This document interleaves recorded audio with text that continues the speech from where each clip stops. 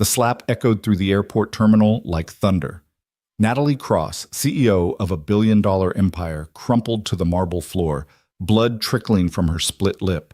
"Please don't hit me, I'm already hurt," she whispered, her designer suit torn, her dignity shattered. That's when Mark Davis stepped forward, a single dad in worn jeans who would change everything. Dear viewers, stay with me until the end of this incredible story and comment your city below so I can see how far our story has traveled today. The international terminal at Chicago O'Hare was packed with the usual chaos of delayed flights and weary travelers, but nothing could have prepared the crowd for what happened at Gate B17 that rainy November evening. Natalie Cross had built her reputation as the youngest female CEO in the pharmaceutical industry, a woman who could negotiate billion-dollar deals before breakfast and fire executives without blinking. But now she was on her knees, her Hermes blazer ripped at the shoulder, her usually perfect auburn hair tangled and wild. "You think you can just walk away from this deal?" Richard Blackwood's voice boomed across the terminal. The man standing over her was supposed to be her business partner, the one person her late father had trusted to guide the company forward. Instead, he'd become her tormentor, the architect of a scheme that would have sold her life along with her shares. "You signed the preliminary agreements, Natalie. You can't back out now." His hand rose again, and Natalie instinctively raised her arms to protect her face. The bruise on her cheekbone was already purple from their confrontation in the parking garage an hour earlier. She'd tried to escape, to catch a flight anywhere, but Richard had followed her, determined to force her compliance. "Please," she gasped, tasting copper in her mouth. "Richard, people are watching. Let them watch." He grabbed her wrist, yanking her to her feet with such force that she stumbled in her Louboutin heels. "Maybe public humiliation will teach you what happens when you cross me." The crowd had formed a semicircle around them, phones raised, recording every second of her degradation. Not one person stepped forward. They all knew who she was. Her face had been on Forbes, on CNN, on every business magazine cover. The ice queen of pharmaceuticals, they called her. The woman who'd refused to lower drug prices even when Congress demanded it. The CEO who'd laid off thousands without a second thought. Maybe they thought she deserved this. Richard's grip tightened on her wrist until she cried out. "You're going to call your board right now," he hissed, his breath hot against her ear. "You're going to tell them you accept the marriage arrangement with the Sakamoto heir. You're going to smile at the wedding, sign over your controlling shares as agreed, and disappear to whatever corner of the world they ship you to. Understood?" "I won't," Natalie started, but his free hand struck her again, this time catching her ribs. She doubled over, gasping, "Daddy, why is that man hurting that lady?" The small voice cut through the noise like a blade. A little girl, no more than 6, stood 10 feet away, her hand clasped in her father's. She wore a pink unicorn backpack and light-up sneakers, her dark pigtails bouncing as she tried to pull her father forward. "Lily, stay back," the man said quietly, but his eyes never left Richard. Mark Davis didn't look like a hero. His carpenter's hands were rough, his flannel shirt had seen better days, and his work boots were scuffed from years of construction sites. He was returning from his mother's funeral in Denver, exhausted and emotionally drained, with only his daughter and a duffel bag of memories. The last thing he needed was trouble. But Lily's question hung in the air, and Mark saw what the crowd refused to see. Not a CEO, not a billionaire, but a woman in pain, afraid, alone. "Sir," Mark said, his voice carrying the quiet authority of someone who'd commanded troops in Afghanistan, though Richard couldn't know that. "Let her go." Richard turned, still gripping Natalie's wrist. "This is a private matter. Move along." "Doesn't look private to me." Mark took a step forward, gently moving Lily behind him. "Looks like assault." "Do you know who I am?" Richard's face flushed red. "I could buy and sell you 1,000 times over, whoever you are.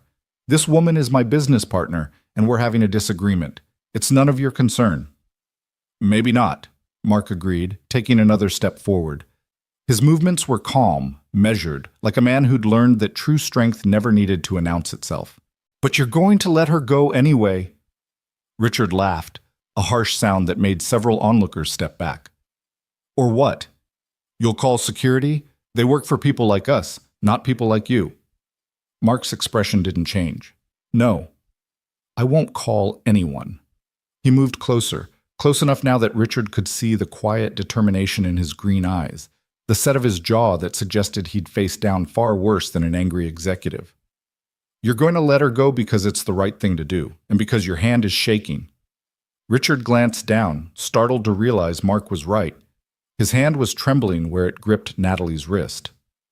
You're scared, Mark continued, his voice almost gentle. Maybe of losing control, maybe of what happens if this deal falls through. But whatever it is, hurting her won't fix it.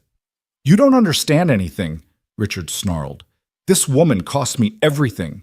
She was supposed to... I don't need to understand. Mark was close enough now to reach them. I just need you to let her go. For a long moment, the terminal seemed to hold its breath.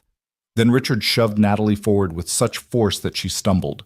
Mark caught her before she hit the ground, steadying her with surprising gentleness. This isn't over, Natalie, Richard spat. You can't run from this. The board meets tomorrow, and if you're not there, if you don't agree to the terms, I'll destroy everything your father built. Everything. He stormed off, leaving Natalie trembling in Mark's arms. The crowd began to disperse, their phones lowered, the show over.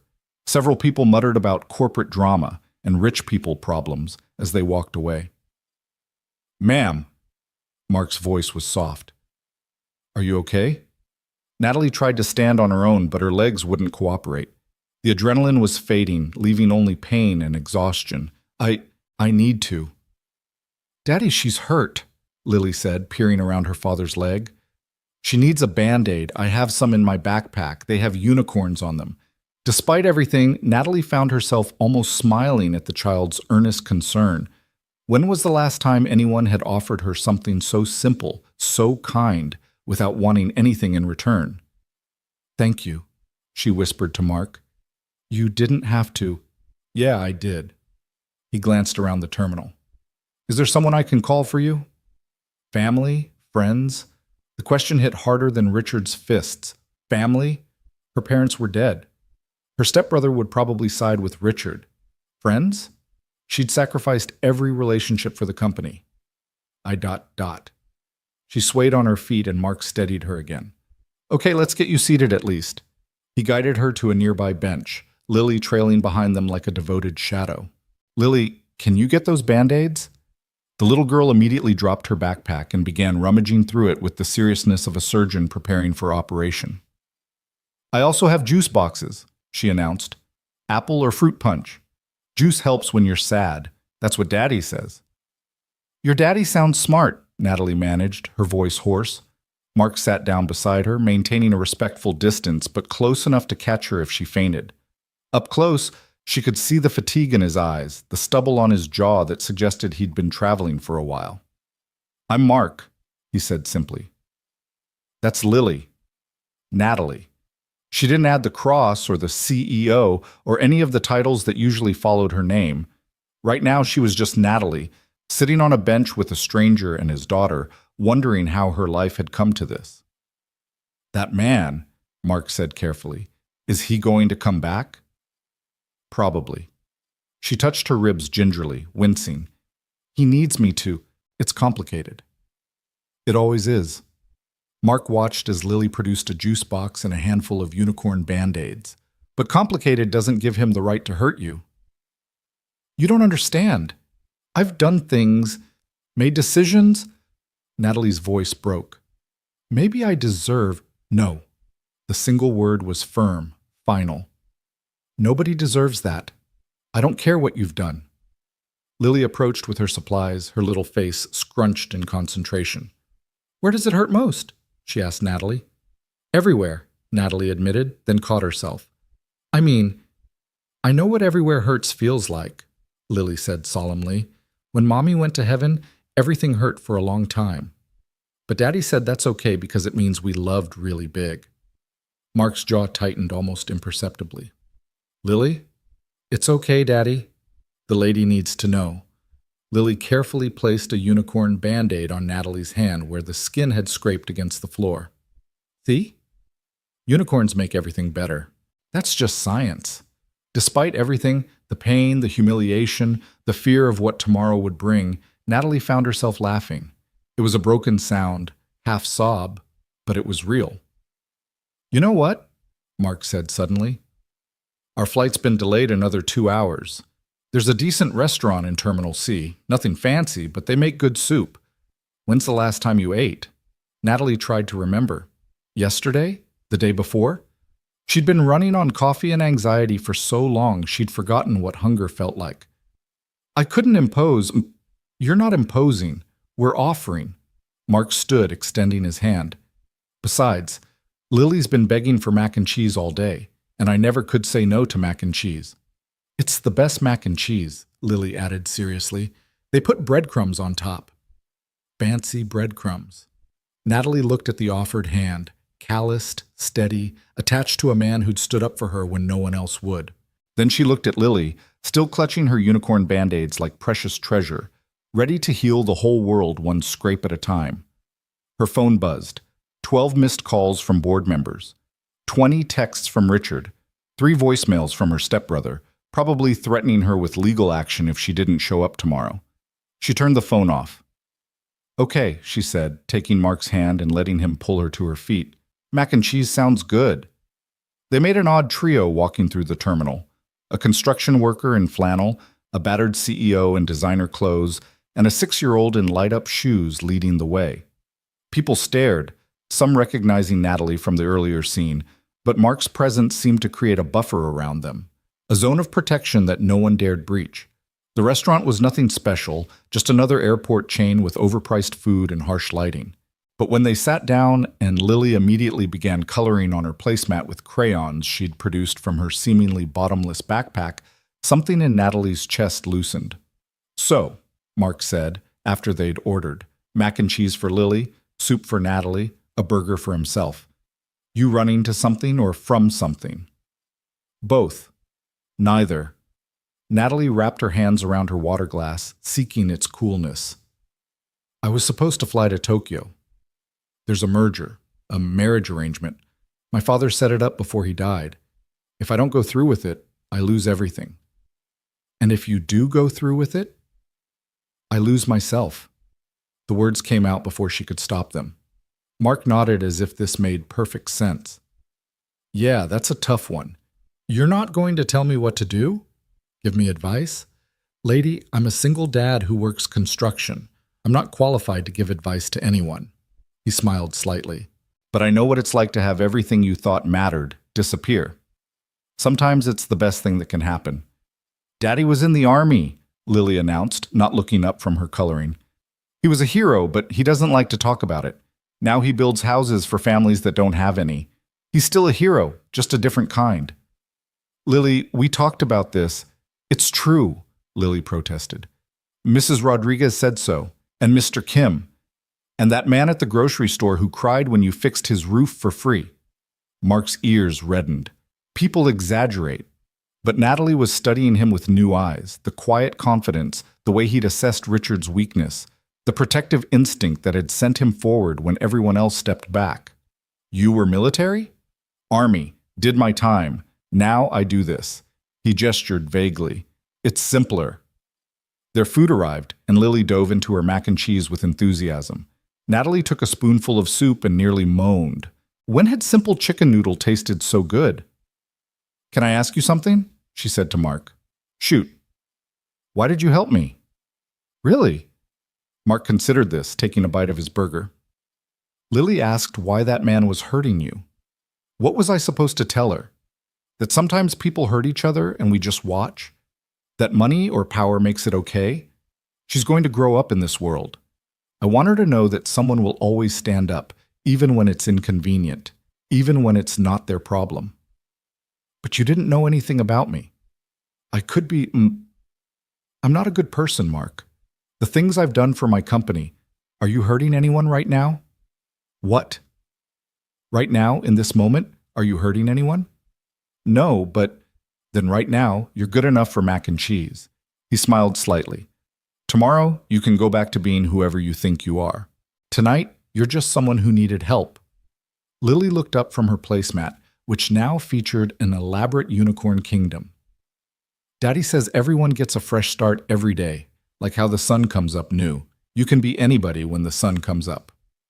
Smart daddy, Natalie said softly. The smartest, Lily agreed. He can fix anything. Houses, cars, toys. Maybe he can fix your sad too. Lily, that's not, Mark started. I'm trying, Lily said to Natalie, ignoring her father. It just takes time. Daddy was really sad when Mommy went to heaven, but I drew him pictures every day, and we planted flowers, and we talked to Mommy at night before bed. Now, he's still sad sometimes, but it's a softer sad, like a bruise that's healing. Natalie's eyes burned with unexpected tears. This child, this innocent soul who'd lost her mother, was trying to comfort a stranger. When had anyone last shown her such pure kindness? What happened? She asked Mark quietly. If you don't mind. Cancer, he said simply. 3 years ago. Lily was 3, old enough to remember, young enough to adapt. Kids are resilient like that. I'm sorry. Me too, but Sarah, my wife, she wouldn't want us stuck in the sorry. She was all about moving forward, finding the next good thing. He watched Lily return to her coloring. Some days are harder than others. And you never remarried? Found someone else? Mark shrugged. Been focused on Lily. Being enough for her. Work keeps me busy, and she's got activities, soccer, art class, a piano teacher who claims she has natural talent, but I think just likes my check clearing every month. Daddy, Lily protested, Mrs. Chen says I have promise. You have something, Mark agreed. I'm not sure it's musical. They fell into comfortable conversation, the kind that happens when strangers realize they're not really strangers at all, just people who hadn't met yet. Mark told her about his construction company, small but growing, specializing in affordable housing and renovation for low-income families. Natalie found herself sharing stories from before the CEO title, before the pressure, before she'd forgotten who she used to be. I wanted to be a teacher, she admitted, surprising herself. Elementary school. I loved kids, loved the idea of shaping minds, making a difference. But my father said teachers don't change the world, CEOs do. He was wrong, Mark said simply. Teachers changed my world. Mrs. Patterson, 5th grade, told me I was smart enough for college, even though my dad said college was for rich kids. She's the reason I got into West Point. But you didn't stay military? Sarah got sick right after my second deployment. Choices had to be made. I chose her, chose Lily. Never regretted it. The restaurant was starting to empty, the late hour and delayed flights creating an unusual calm in the terminal. Lily had progressed from coloring to building towers with sugar packets, her tongue stuck out in concentration. Your flight, Natalie said suddenly. I'm keeping you delayed another hour according to the board. Besides, Mark looked at her seriously. You shouldn't be alone right now. That man, Richard, he might come back. He will come back. He has too much riding on this deal. Natalie's phone, still off, felt like a weight in her purse. I should probably... Nope, Lily announced. You need more time. Daddy, tell her about the breathing thing. The breathing thing? For when everything feels too big, Lily explained. Daddy taught me. You breathe in for 4, hold for 4, out for 4. It makes your body remember it's okay. Special Forces training, Mark admitted, for dealing with stress. Lily had nightmares after. It helped. Show me? So there, in an airport restaurant with sticky tables and fluorescent lighting, a CEO worth billions learned to breathe from a 6-year-old and her father. In for 4, hold for 4, out for 4. Simple, basic, revolutionary. Better? Lily asked. Better, Natalie admitted. And it was true. The vice around her chest had loosened slightly. Our flight's boarding, Mark said, checking his watch. But, he hesitated, then pulled out his phone. Look, I know this is weird, but take my number. In case you need something, someone, whatever. Natalie stared at the offered phone. When did people just give their numbers anymore? No business card, no networking app, just a simple gesture of human connection. She entered her number, then his, into her phone. Thank you, she said, for everything. Don't know how to repay. You don't. That's not how it works. Mark stood, helping Lily pack up her coloring supplies. You pass it on sometime. When you see someone who needs help, you help. That's the deal. Daddy, can she come with us? Lily asked suddenly. She doesn't have anywhere to go. Lily, she has a life here. Actually, Natalie said, surprising herself again, I don't. Not really. I have a company that's about to be taken from me, an apartment I barely see, and a family that only cares about my net worth. She stood as well, her decision suddenly crystal clear. I don't suppose you know any good hotels near where you live. I think I need to not be here for a while. Mark and Lily exchanged looks. Well, Mark said slowly, Chicago's got plenty of hotels. But it's late, you're hurt, and… He paused, seeming to wrestle with something. We have a spare room. It's nothing fancy, just a converted office, but it's clean and safe. You could stay tonight, figure out your next move when the sun's up and everything doesn't feel so overwhelming. I couldn't… Yes, Lily interrupted. Please say yes. I'll show you my room and my drawings and my fish. His name is Mr. Bubbles, but he doesn't blow bubbles, which I think is false advertising. Natalie looked at these two strangers who'd shown her more kindness in 2 hours than anyone had in years.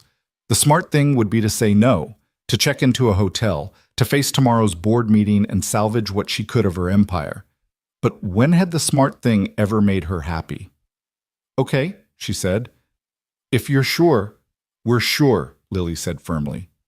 Daddy, tell her we're sure. We're sure, Mark echoed, and his smile was warm, genuine. Come on, let's go home. They walked to their gate together, Lily between them, chattering about everything and nothing. Other passengers glanced at them curiously. The well-dressed woman with the bruised face, the working man with gentle eyes, the child who seemed to think she'd just won the lottery by gaining a new friend. As they boarded the plane to Chicago, Natalie's phone buzzed one more time in her purse. She pulled it out, saw Richard's name, and without hesitation turned it completely off. Window or aisle? Mark asked, checking their boarding passes. I… Natalie realized she hadn't flown commercial in 5 years. The company jet was always waiting. I don't know. Window, Lily decided. You need to see the clouds. Daddy says Mommy lives in the clouds now, so they must be pretty special. As Natalie settled into the middle seat, Lily at the window and Mark on the aisle, she felt something she hadn't experienced in years. Protected. Safe. Part of something, even if that something was temporary and made no sense. The plane lifted off into the night sky, leaving behind the terminal where Natalie Cross, the CEO, had fallen to her knees. But the woman sitting between Mark and Lily, watching the lights of the city fade below, wasn't really that CEO anymore. She was just Natalie, and for the first time in longer than she could remember, that felt like enough. Lily reached over and took her hand as the plane climbed higher. Don't worry, the little girl whispered. Daddy and I are really good at taking care of people. We practiced on each other. Mark heard and reached across to squeeze Natalie's other hand briefly. She's right. We're pretty good at it. Outside the window, the clouds parted to reveal a sea of stars, and Natalie thought that maybe, just maybe, there was more than one way to be powerful in this world. Maybe real power wasn't in boardrooms or bank accounts, but in the choice to help, to stand up, to offer mac and cheese to someone who needed it. Her empire might crumble tomorrow. Richard might destroy everything her father built. But tonight, she was flying toward something new, something unnamed and uncertain, but absolutely real. Thank you, she whispered to both of them. For what? Lily asked. For reminding me who I could be. The little girl smiled and squeezed her hand tighter. Oh, that's easy. You could be anybody. Daddy says so. The sun comes up new every day. As the plane carried them through the darkness toward a city where no one knew she was coming, where no board meeting awaited, where a spare room in a modest home offered more promise than any corporate merger, Natalie Cross closed her eyes and did the breathing thing. In for 4, hold for 4, out for 4. And for the first time in years, she could breathe. The rain started just as they landed in Chicago, a steady drumming against the aircraft windows that made Lily press her nose to the glass in fascination. The clouds followed us down, she announced with the certainty only a 6-year-old could possess. Natalie watched the child's wonder and felt something crack inside her chest, some wall she'd built so carefully over the years beginning to crumble. Mark gathered their things with practiced efficiency, helping Lily with her unicorn backpack while keeping a protective eye on Natalie. She moved stiffly, her ribs protesting every breath, but she refused to show weakness. Old habits died hard, even when your world was collapsing. "My truck's in long-term parking," Mark said as they made their way through O'Hare's familiar corridors. "It's nothing fancy, but it runs." Nothing fancy turned out to be a Ford F-150 with car seats in the back and coffee cups in every holder. The dashboard was cluttered with parking receipts, Lily's artwork, and a small framed photo of a woman with Lily's same dark eyes and Mark's smile. Sarah, Natalie realized, still riding with them, even 3 years later. "Sorry about the mess," Mark said, clearing fast food napkins from the passenger seat. "We drove straight to the airport from Denver. My mom's funeral was—" He paused. "Complicated."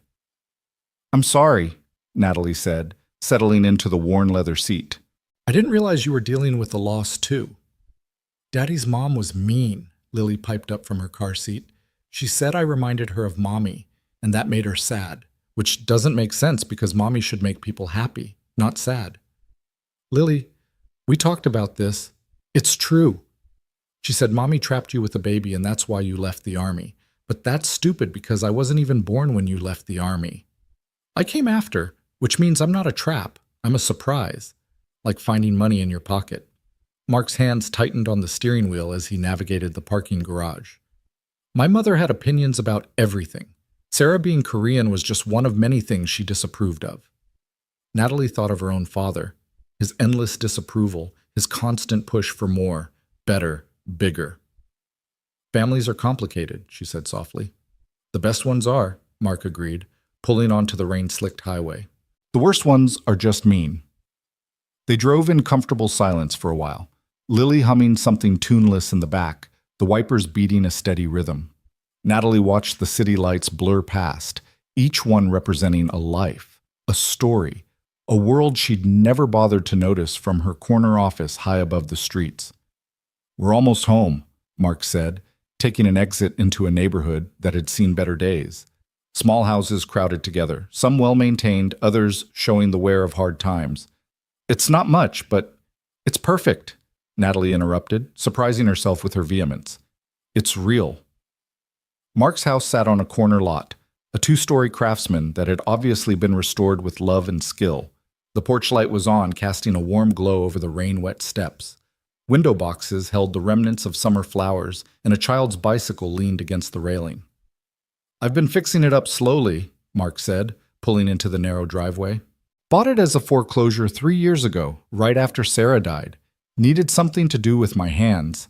Daddy built my whole room," Lily announced, "with shelves that look like trees and a reading nook that's like a cave, but not scary. He says building things helps his inside feel less broken." Mark's ears reddened. "Lily has no filter," he said apologetically. "No," Natalie said. "She has no pretense. There's a difference." They hurried through the rain to the front door, Mark carrying a sleeping Lily who'd finally succumbed to the late hour. Inside, the house was exactly what Natalie expected, and nothing like it at the same time. Clean but lived in, organized but clearly home to a child. The walls were covered with Lily's artwork, framed like masterpieces. Books overflowed from shelves Mark had obviously built himself. A piano sat in the corner, sheet music scattered on the bench. "Let me put her to bed," Mark said quietly. "Make yourself at home. Kitchen's through there if you need water or anything." Natalie wandered into the kitchen, taking in the magnets on the refrigerator, holding up school papers and appointment reminders. A calendar on the wall was filled with Mark's neat handwriting. Soccer practice, piano lessons, school play rehearsal. The life of a single parent laid out in blue ink. Her phone, still in her purse, felt like a bomb waiting to explode. She knew she should turn it on, face the messages, deal with the crisis. But standing in this warm kitchen with its mismatched chairs and coffee-stained counters, she couldn't bring herself to let that world back in yet. "She went down easy," Mark said, returning. "Usually takes 3 stories and a negotiation about breakfast. You must have worn her out with all that excitement.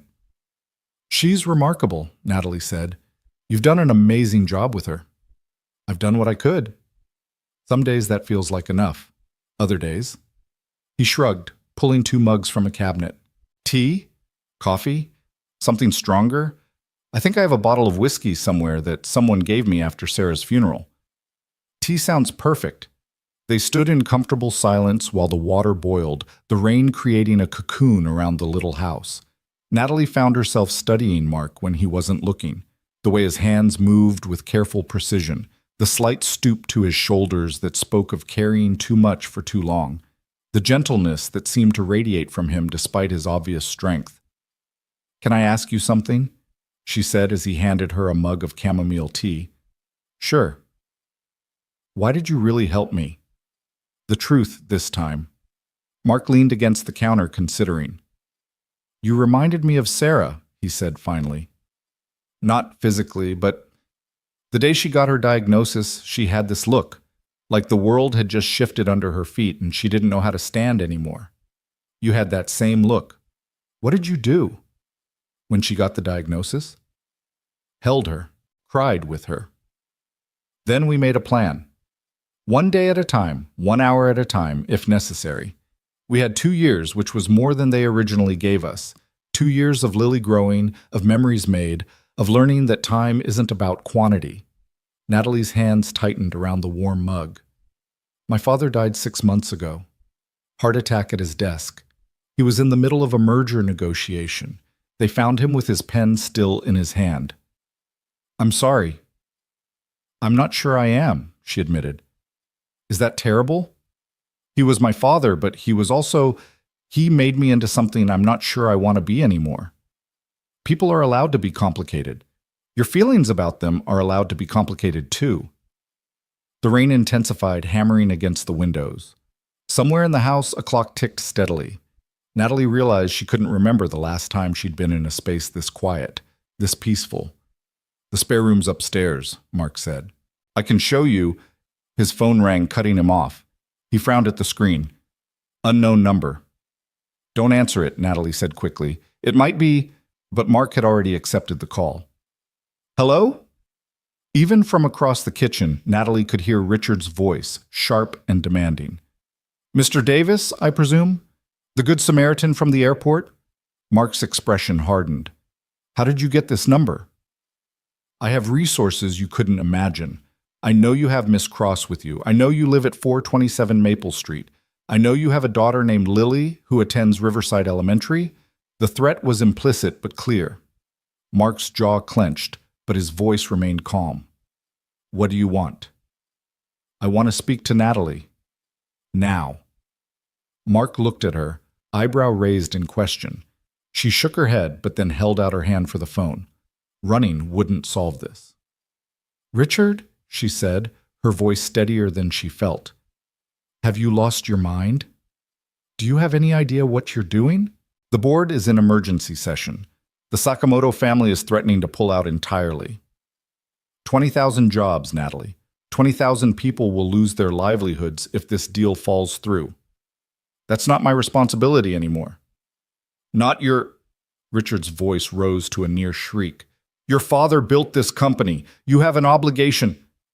"My father is dead," Natalie said flatly, "and his obligations died with him." "You selfish bitch! You'd throw it all away for what? Some misguided rebellion? A mental breakdown?" Mark moved closer, not touching, but present, a solid wall of support. Natalie drew strength from his proximity. "I'm throwing it away for my life," she said, "for the chance to be something more than a signature on contracts I don't believe in." "You think you can just walk away?" "I have documents with your signature, preliminary agreements. The board can sue you into oblivion." "Then let them." Silence on the other end, then Richard's voice, low and dangerous. "I'm coming to Chicago. We're going to settle this face to face. I won't see you. You will. Because if you don't, I'll make sure your new friend loses everything, his construction business, his house, maybe even his precious daughter. Foster care can be so traumatic for children, don't you think?" The line went dead. Natalie stood frozen, the phone still pressed to her ear. Mark gently took it from her hand. He can't, she started. He can try, Mark said calmly. Men like him always think they can buy or threaten their way into anything. But Natalie, I need you to understand something. You don't have to face him. You don't owe him or anyone else a confrontation. But what he said about Lily, about your business, I've faced worse threats from better men, Mark said simply. In Afghanistan, they threatened my unit's families to try to break us. You know what we learned? Bullies only have the power you give them. This is different. Richard has resources, lawyers, connections, and I have something he doesn't. Mark's smile was slight, but genuine. Nothing left to lose except what really matters. My business? I can rebuild. My house? It's just walls and a roof. But Lily, my integrity? Those aren't for sale or subject to negotiation. Natalie sank into one of the kitchen chairs, suddenly exhausted. I shouldn't have come here. I've put you both in danger. No, Mark said firmly, sitting across from her. You've given us a chance to do something that matters. Lily learned tonight that standing up for someone isn't just a concept, it's an action. That's worth any risk. You don't even know me. I could be lying about everything. Are you? No, but then we're good. He stood, moving to a drawer and pulling out a first aid kit. Now, let me look at those ribs. I've got some training from my army days. I'm fine. You've been holding your left side since we got here, and you wince every time you take a deep breath. That's not fine. She wanted to protest, to maintain the walls of propriety and distance, but she was so tired. Tired of being strong, tired of being alone, tired of pretending everything was under control when it hadn't been for months. Okay, she whispered. Mark's hands were gentle as he helped her out of her suit jacket, revealing the bruises that had bloomed across her ribs like purple flowers. He hissed through his teeth. This needs an X-ray, he said. You could have broken ribs. They're just bruised. I've had worse. Mark's hand stilled. From him? From life, she said, not quite answering. The physical bruises are new. The other kind, those I've been collecting for years. He carefully applied arnica cream to the worst of the bruising, his touch clinical but caring. Sarah used to say that emotional bruises needed the most tending. They're the ones that don't heal on their own. How did she heal them? Time, love, purpose beyond herself. He helped her back into her jacket. She volunteered at a women's shelter before she got too sick. Said it reminded her that everyone was fighting something.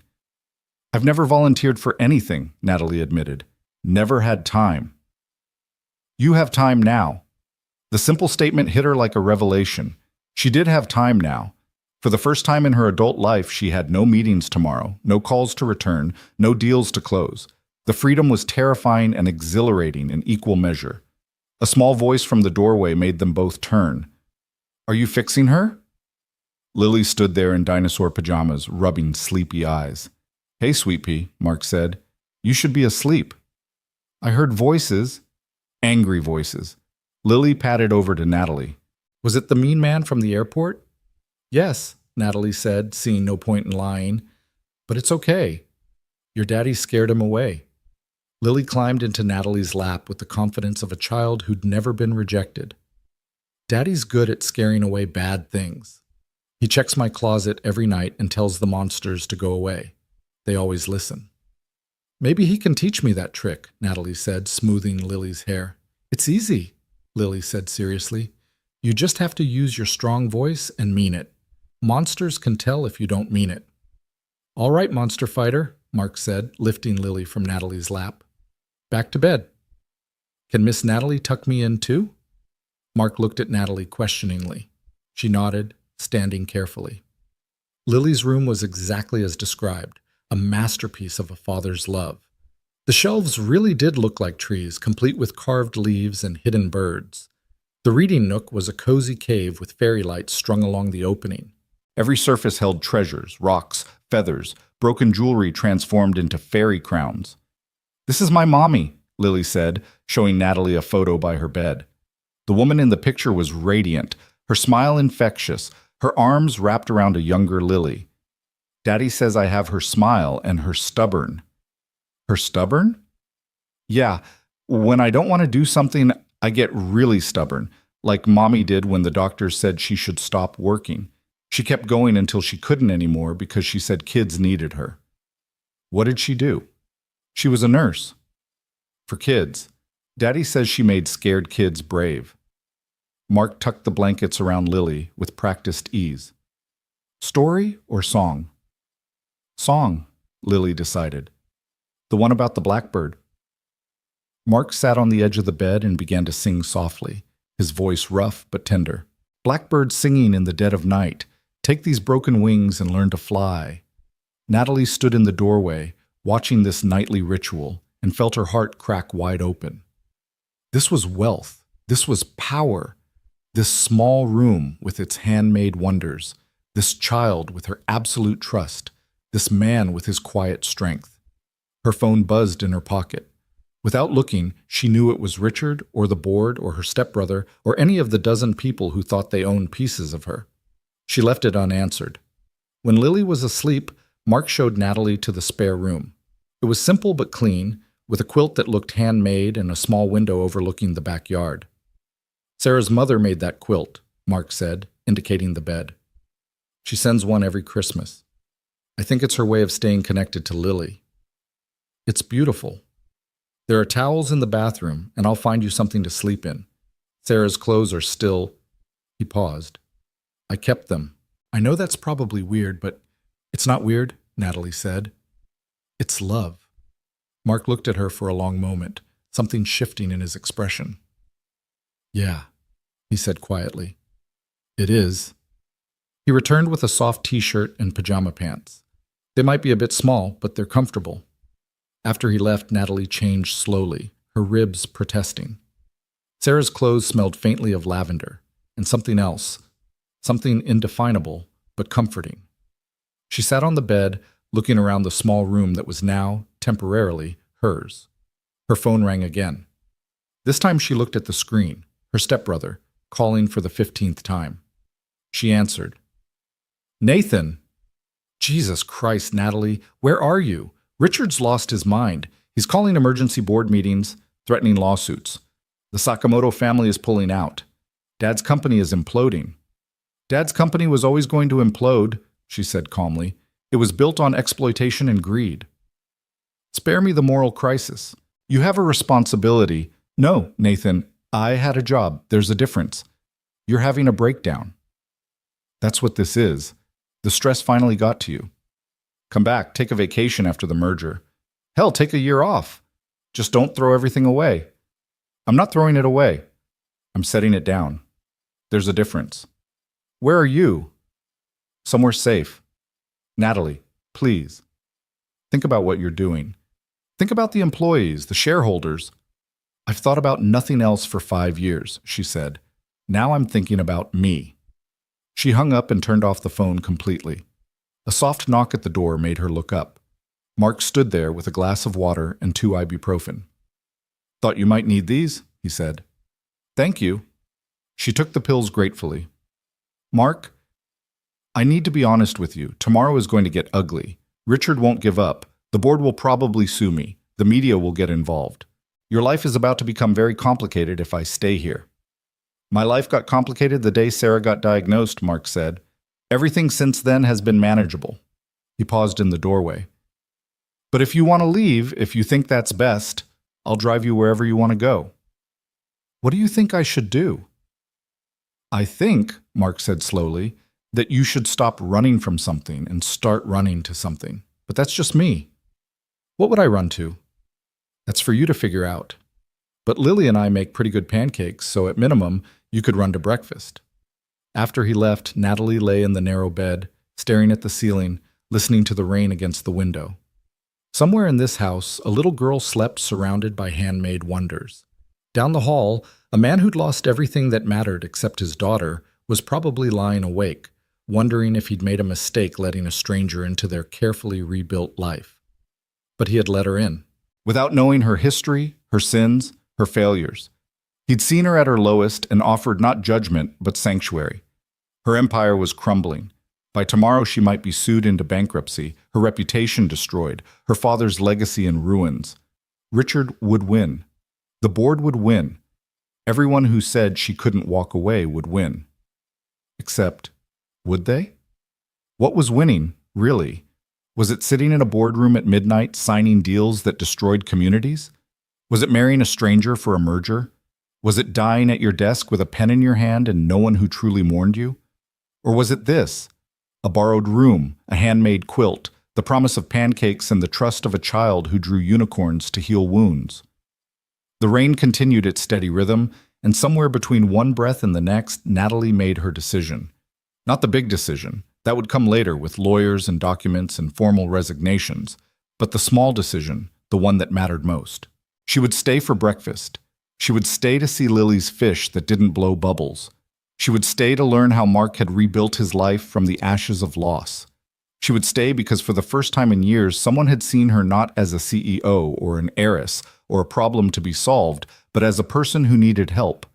Tomorrow, Richard would come with his threats and his lawyers. The board would demand answers. The media would paint her as either a villain or a victim, neither of which was true. But tonight, she was just Natalie, wearing borrowed pajamas in a stranger's spare room, listening to the rain and feeling something she'd thought was dead forever. Hope.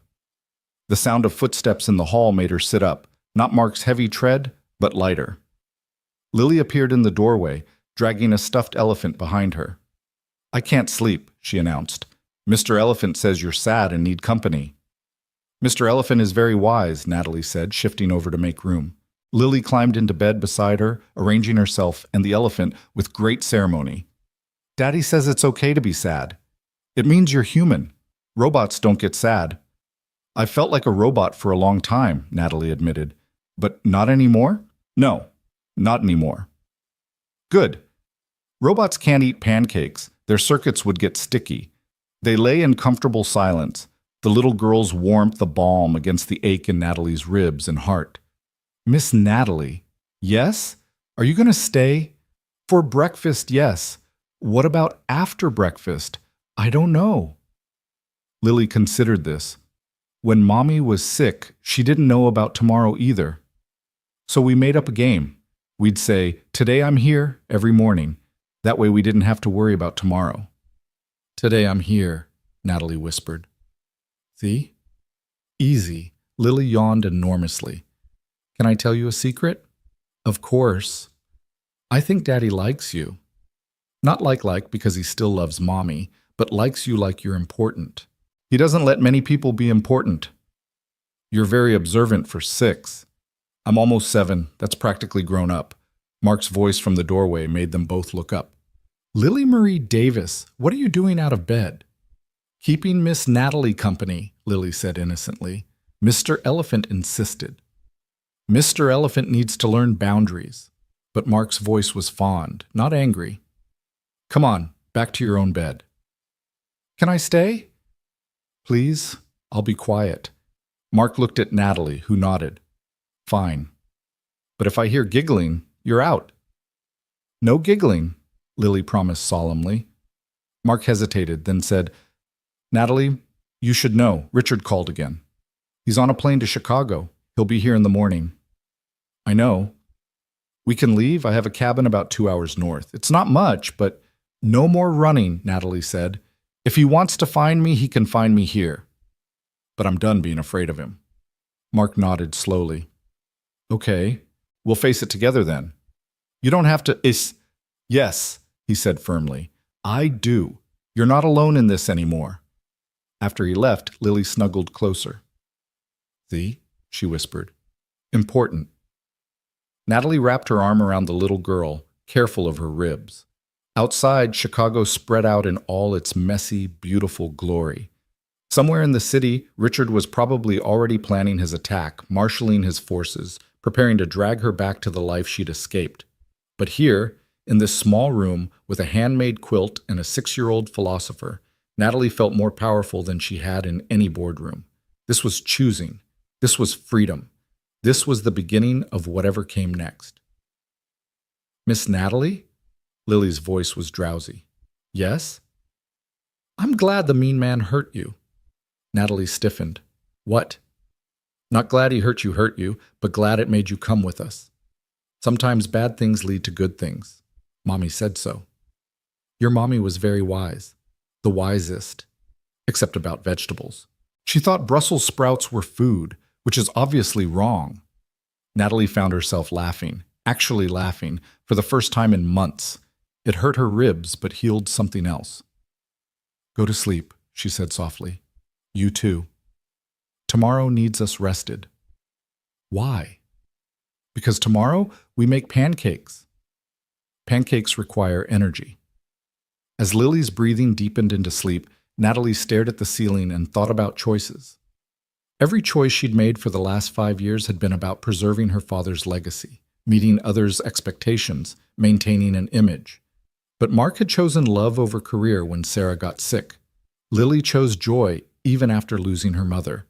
Sarah had chosen to keep working with sick children until she couldn't anymore.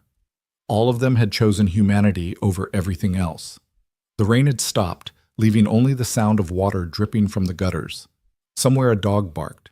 A car passed, its headlights briefly illuminating the room before moving on. The ordinary sounds of an ordinary neighborhood where extraordinary people lived their extraordinary ordinary lives. Her phone, still off, held no power here.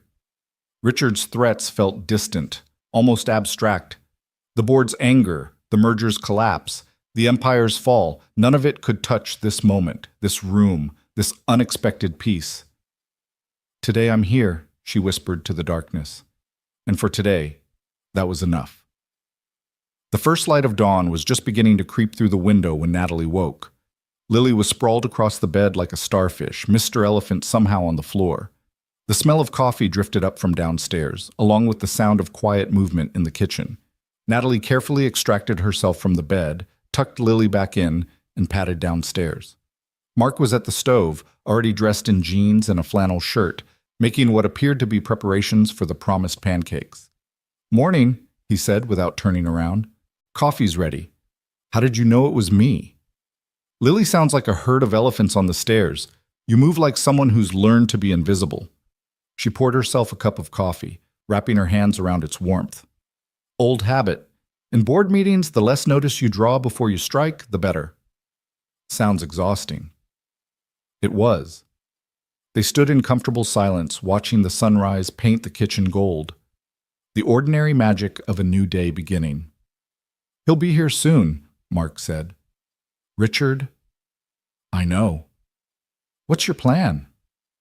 I don't have one, Natalie admitted. For the first time in my life, I don't have a plan.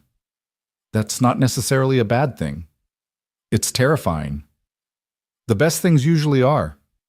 Mark flipped a test pancake with practiced ease. Sarah was terrified when we found out she was pregnant. We were young. I was about to deploy. She was in nursing school. Nothing about it made sense. But Lily happened anyway. The best things don't wait for perfect timing. The doorbell rang at exactly 8:30, just as Lily was drowning her third pancake in enough syrup to float a small boat. The sound cut through the morning warmth like a blade, and everyone froze. Even Lily, who'd been chattering nonstop about her upcoming school play, fell silent. That's him, Natalie said unnecessarily. Her coffee cup trembled slightly as she set it down. Mark stood, his movement calm and deliberate. Lily, honey, why don't you go upstairs and play in your room for a bit? But I'm not done with pancakes, Lily protested, then caught sight of their faces. Is it the mean man? Yes, Mark said simply. He'd learned never to lie to his daughter about hard things. Lily slid off her chair and walked over to Natalie, wrapping her small arms around her waist. Remember the strong voice, she whispered. And if he's mean again, Daddy will make him leave. The doorbell rang again, more insistent this time.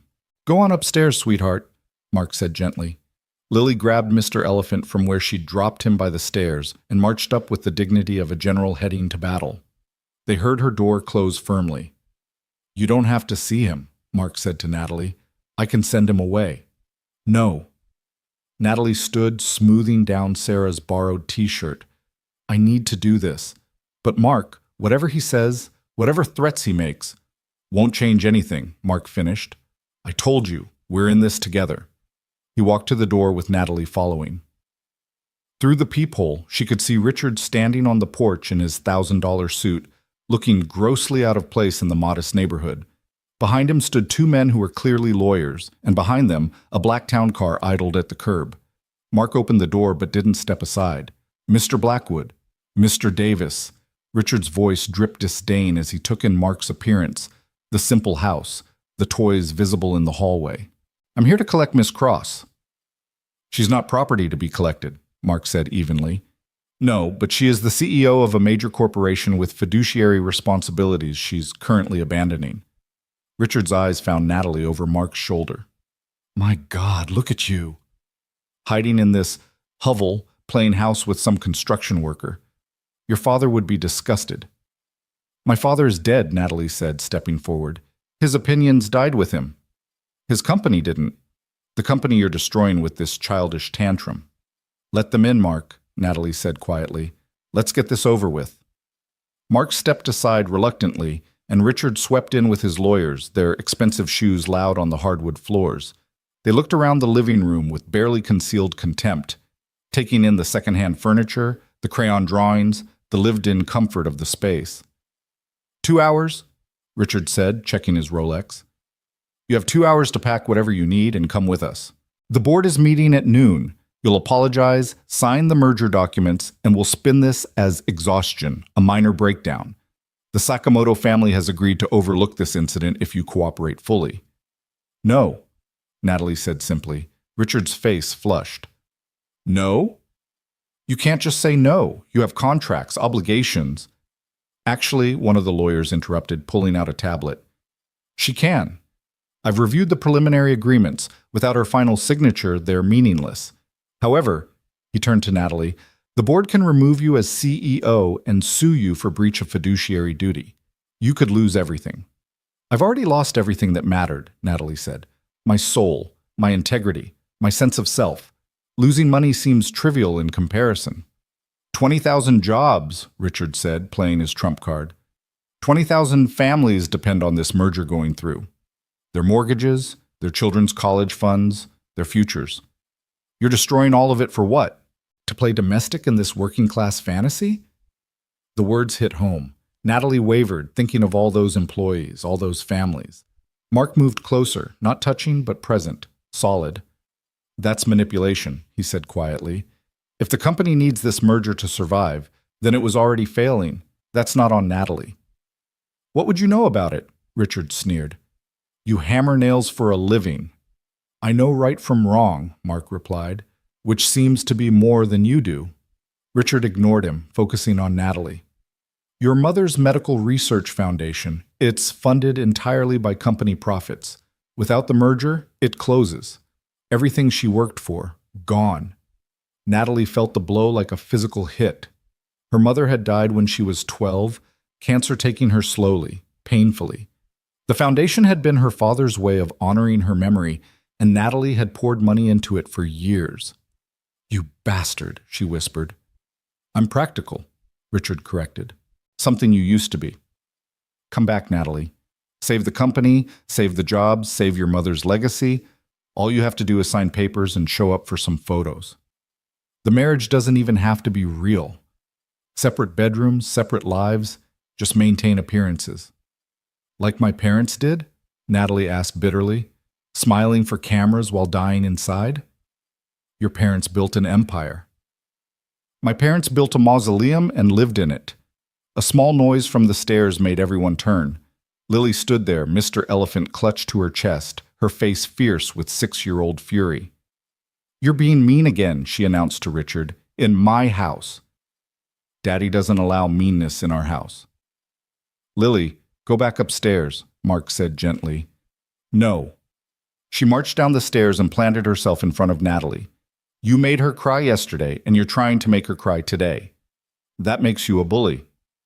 We learned about bullies in school. They're scared people who make others feel bad so they feel better. Richard stared at the child as if she were an alien species. This is none of your concern, little girl. My name is Lily Marie Davis, she said with dignity, And you're in my house making my friend sad. That makes it my concern. One of the lawyers coughed, hiding what might have been a laugh. Richard's face darkened. This is exactly the problem, he said to Natalie. You're hiding behind a child now. How far you've fallen. She's not hiding, Lily said matter-of-factly. She's choosing. Daddy says choosing is the hardest thing adults do, but Miss Natalie is brave. She chose us over you, which means we're better than you. The simple logic of it, delivered with such certainty, seemed to stop Richard cold. For a moment the room was silent except for the tick of the clock on the mantel. Then Natalie laughed. Really laughed, for the second time in 24 hours.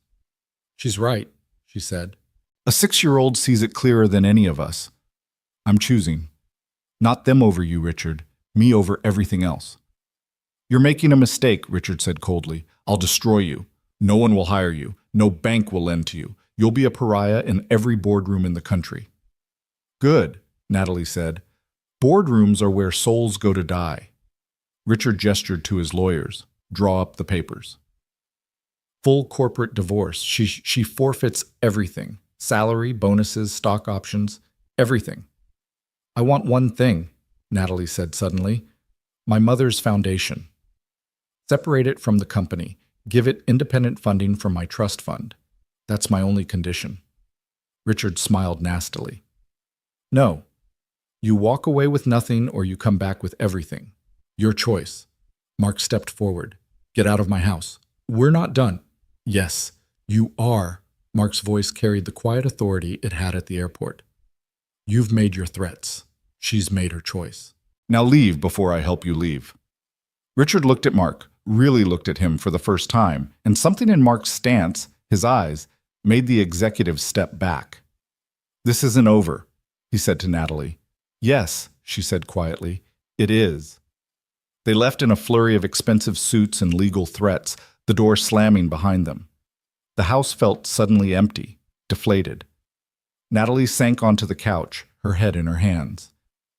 I just destroyed my mother's foundation, she said numbly. 20,000 jobs, everything my father built. Lily climbed onto the couch beside her. But you built something else. What? Today. You built today. The little girl patted her hand. Daddy says that's all we really have anyway. Mark sat on Natalie's other side, careful not to crowd her. She's right. You can't save everyone, Natalie. Sometimes you can barely save yourself. But all those people will find other jobs. The company will survive or it won't. But you get this one life. That's it.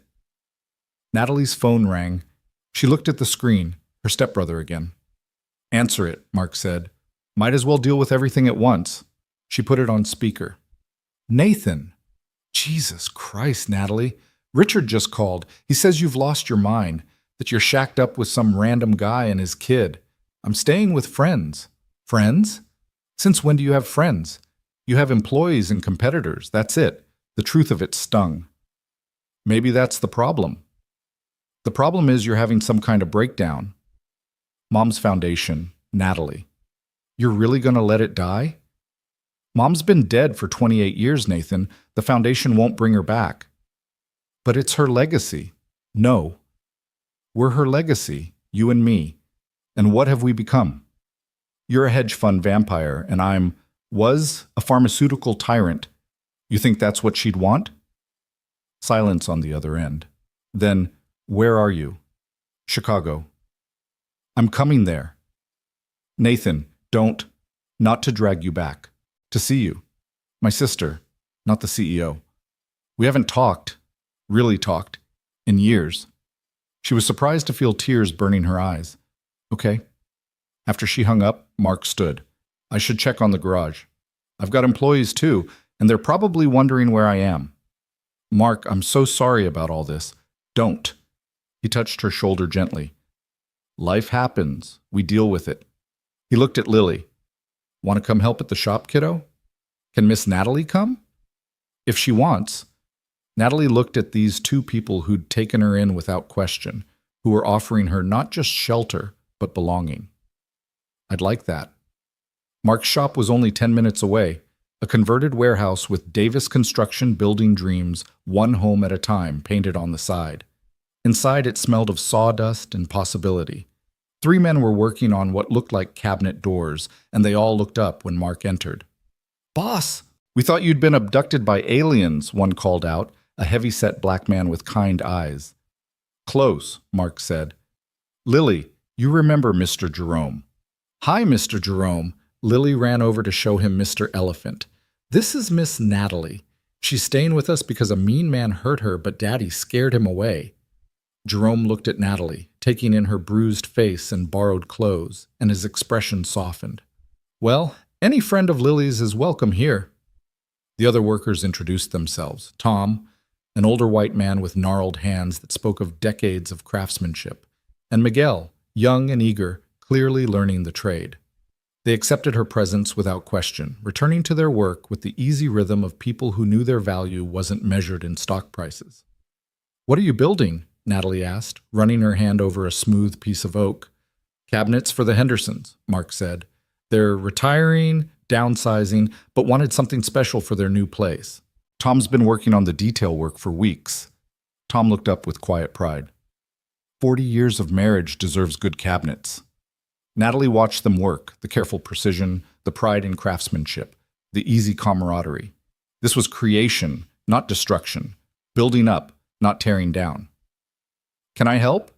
she asked suddenly. Miguel laughed. "You ever used a sander?" "No." "Then you can definitely help." "Sanding's where everyone starts?" He handed her safety glasses and showed her how to hold the tool.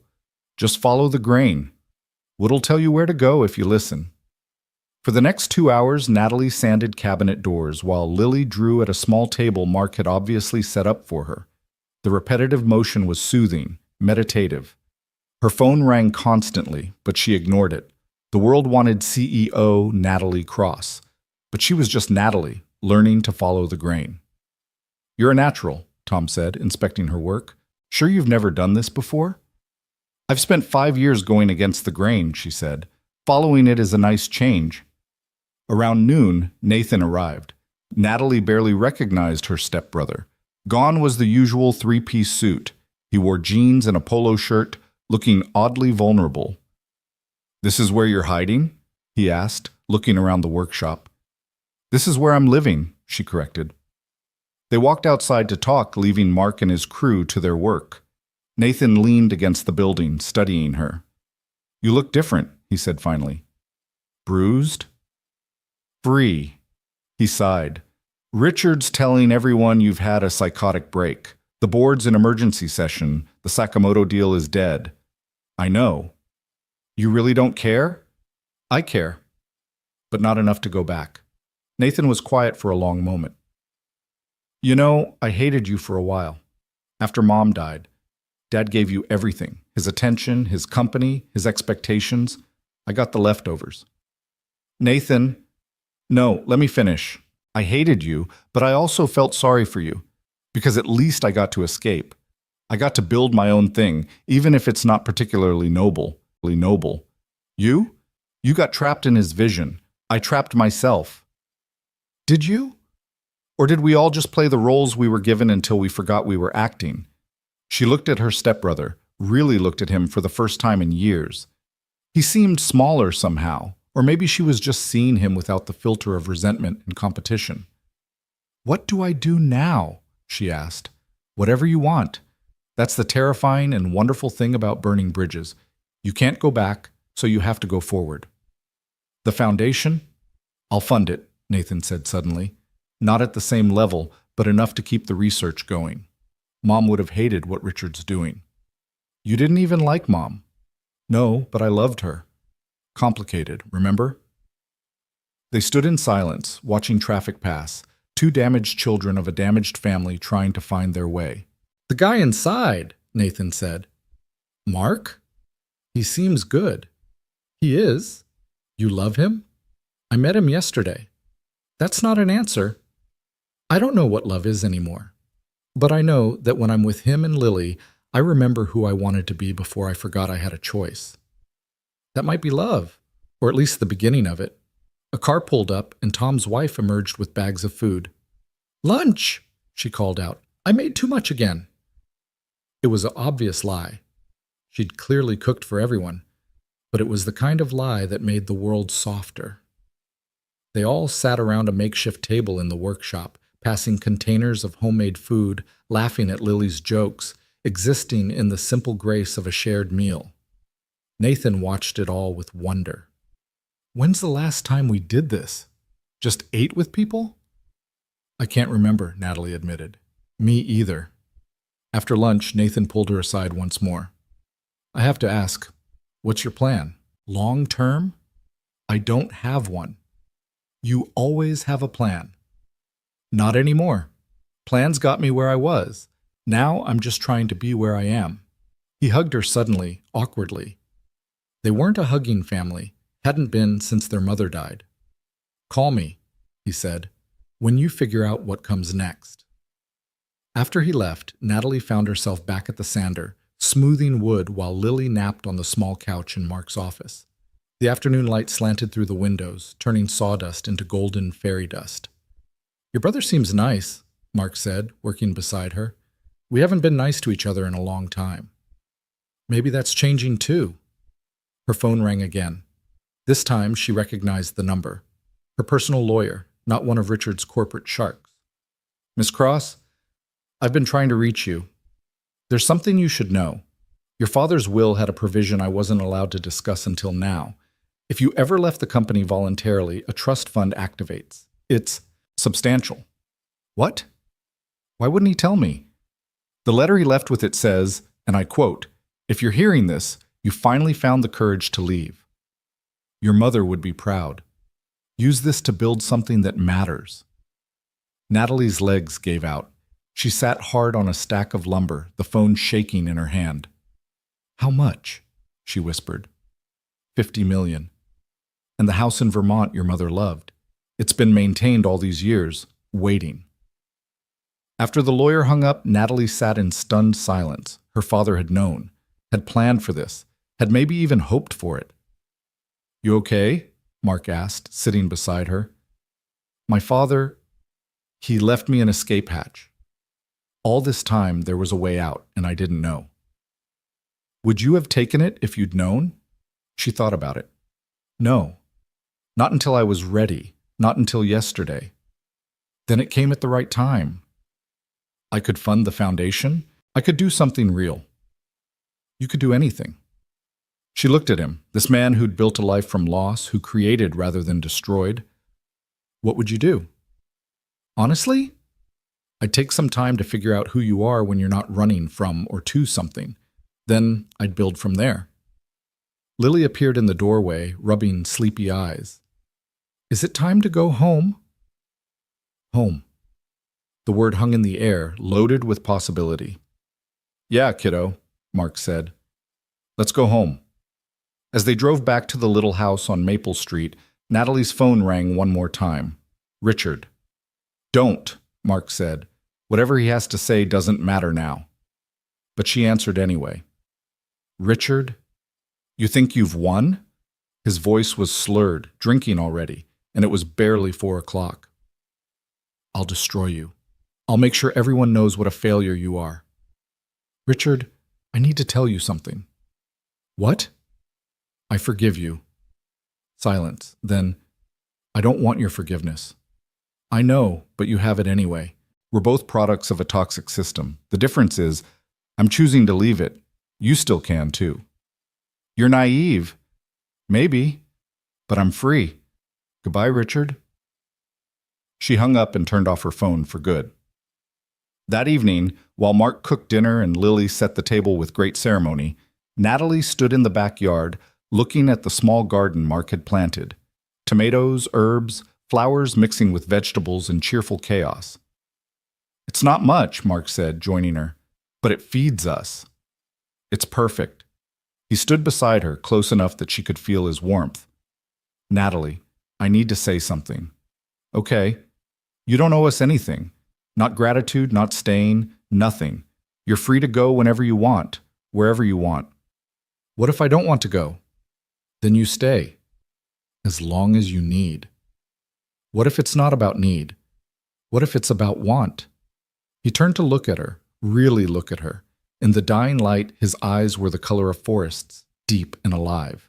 Then that's different, he said softly. Mark, I'm complicated. Damaged. I've done things. So have I. Different things, but things. We all have. The question is, what do we do next? Before she could answer, Lily burst through the door. Dinner's ready. I made a centerpiece. She grabbed their hands, pulling them inside. It's flowers from the garden. Daddy says presentation matters even for regular dinner. The centerpiece was a mason jar filled with dandelions and one spectacular rose from the bush by the fence. It was perfect in its imperfection, beautiful in its simplicity. They ate spaghetti that Lily insisted on twirling dramatically, getting sauce everywhere. They talked about school plays and construction projects and whether dinosaurs had feelings. Normal things, small things, the things life was actually made of. Miss Natalie, Lily said as Mark cleared the dishes, are you going to live with us now? I don't know, sweetheart. Would that be okay with you? More than okay. Daddy needs someone besides me to take care of him. It's a lot of work for just one kid. Mark laughed from the kitchen. I take care of myself just fine. You forgot to eat lunch 3 times last week, Lily pointed out, and you wore different socks yesterday. Fashion choice. Mistake, Lily corrected. She looked at Natalie seriously. He needs us. I think, Natalie said carefully, we all need each other. Exactly. See, Daddy, she gets it. Later, after Lily was in bed and the dishes were done, Natalie and Mark sat on the front porch, watching the neighborhood settle into evening. Kids were called inside, porch lights came on, the ordinary ballet of suburban life. I got a job offer today, Natalie said suddenly. Mark tensed. Already? Not that kind of job. Tom's wife at lunch. She mentioned they need someone at the women's shelter. Administrative work, grant writing, fundraising. Nothing like what I'm used to, but maybe exactly what you need. Maybe. The pay would be irrelevant. I found out today my father left me enough to live on. More than enough. So you'd be doing it because you want to? Novel concept, right? They sat in comfortable silence, watching fireflies begin their evening dance. Somewhere, Richard was probably plotting his revenge. The board was likely in chaos. The financial news would be brutal tomorrow, but here, now, none of that mattered. I should tell you something, Mark said quietly, about my time in Afghanistan. You don't have to. I want to. You trusted me with your story. He took a breath. I was Special Forces. Led a unit that did things I can't talk about, things that still wake me up sometimes. Lost men, good men. Came home with medals I keep in a box in the attic because looking at them makes me remember faces of kids who didn't make it home. Mark, I'm telling you because you said you've done things. So have I. Different things, but things that changed me, marked me. Sarah knew. She saw it all and loved me anyway. Helped me find my way back to being someone I could look at in the mirror. She sounds amazing. She was. But she was also human, flawed. She had a temper that could strip paint and a shopping addiction that nearly bankrupted us twice. She wasn't perfect, neither am I, neither are you. That's the point.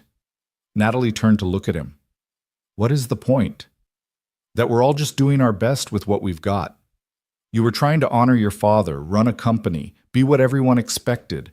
Now you're trying something different. Both are valid. Both are you. I don't know who I am anymore. Good. Means you get to choose. That's terrifying. Yeah, he smiled slightly, but it's also freedom. A car drove by slowly and Natalie recognized one of Richard's lawyers in the passenger seat. They were watching the house. They know where I am, she said. Let them. This is my property. They can watch all they want. They'll make your life difficult. My life's already difficult. This just makes it interesting. You're not scared? I've been shot at by Taliban fighters. Corporate lawyers don't really compare. Despite everything, Natalie laughed. When you put it that way. Besides, Mark said, standing and offering her his hand, I've got backup. Backup? Lily. She'll talk them to death about unicorns and whether fish have feelings. They won't stand a chance. As they went inside, Natalie caught sight of herself in the hall mirror. Bruised face, borrowed clothes, no makeup, hair a mess. She looked nothing like the CEO who'd commanded boardrooms and controlled billions. She looked like herself. "You're staring," Mark observed. "I haven't seen myself in years," she said. "Just the image, the projection, the role. And now? Now I see someone who might actually survive this." "You'll do more than survive," Mark said with quiet certainty. "You'll thrive. Just not in the way you expected."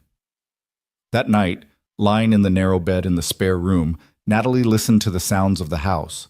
Mark checking locks, the furnace humming, Lily talking to Mr. Elephant about tomorrow's adventures. Ordinary sounds. Home sounds. Her phone, charged but still off, sat on the nightstand like a portal to another world. Tomorrow she'd have to turn it on, deal with the lawyers, the media, the complete dissolution of her former life. But not tonight. Tonight she was just a woman in a borrowed bed in a stranger's house that felt more like home than anywhere she'd lived in years. Tonight she was learning to breathe without the weight of an empire on her chest. Tonight she was free.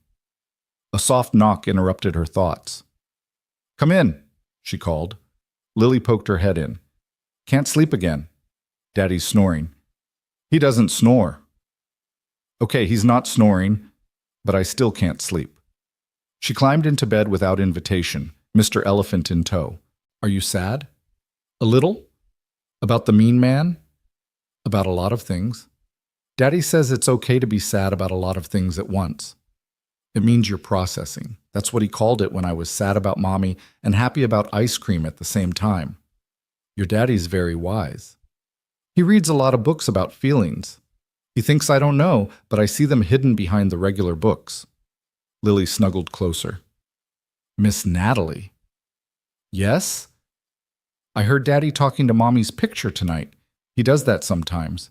He told her about you." Natalie's heart clenched. "What did he say?" "That you needed help, and he was trying to be the kind of person she'd want him to be. Someone who helps." Lily yawned. "But I think he likes you too. The special kind of like."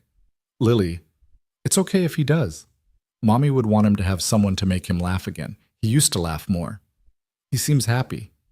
He's good at seeming, but you make him really." Before Natalie could respond, Lily was asleep, her small body radiating warmth and trust. Natalie lay awake, processing, as Lily had said. In 48 hours, her entire world had shifted. She'd lost an empire and found a family, lost her identity and found herself. It should feel like disaster. Instead, it felt like coming home. The morning arrived with a commotion that jolted everyone awake. Car doors slamming, voices raised in authority, the unmistakable sound of expensive shoes on the wooden porch. Natalie sat up, her heart racing, Lily still curled beside her like a small, trusting cat. "Police! Open up!" Mark's footsteps thundered down the stairs.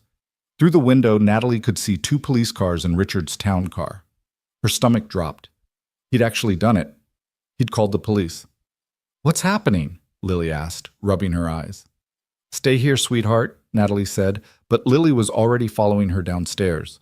Mark had opened the door to 2 officers and Richard, who stood behind them with a triumphant smile. "Officers," Mark said calmly, "what can I help you with?" "We've received a report of kidnapping and elder abuse," the older officer said, looking uncomfortable. Ms. Natalie Cross is allegedly being held here against her will." "That's ridiculous," Natalie said, stepping into view. "I'm here voluntarily." Richard pushed forward. "She's clearly been coerced. Look at her face. She's been beaten. This man assaulted her and is holding her captive. She's not in her right mind." The younger officer studied Natalie's bruised face with concern. "Ma'am, do you need medical attention? Are you safe?"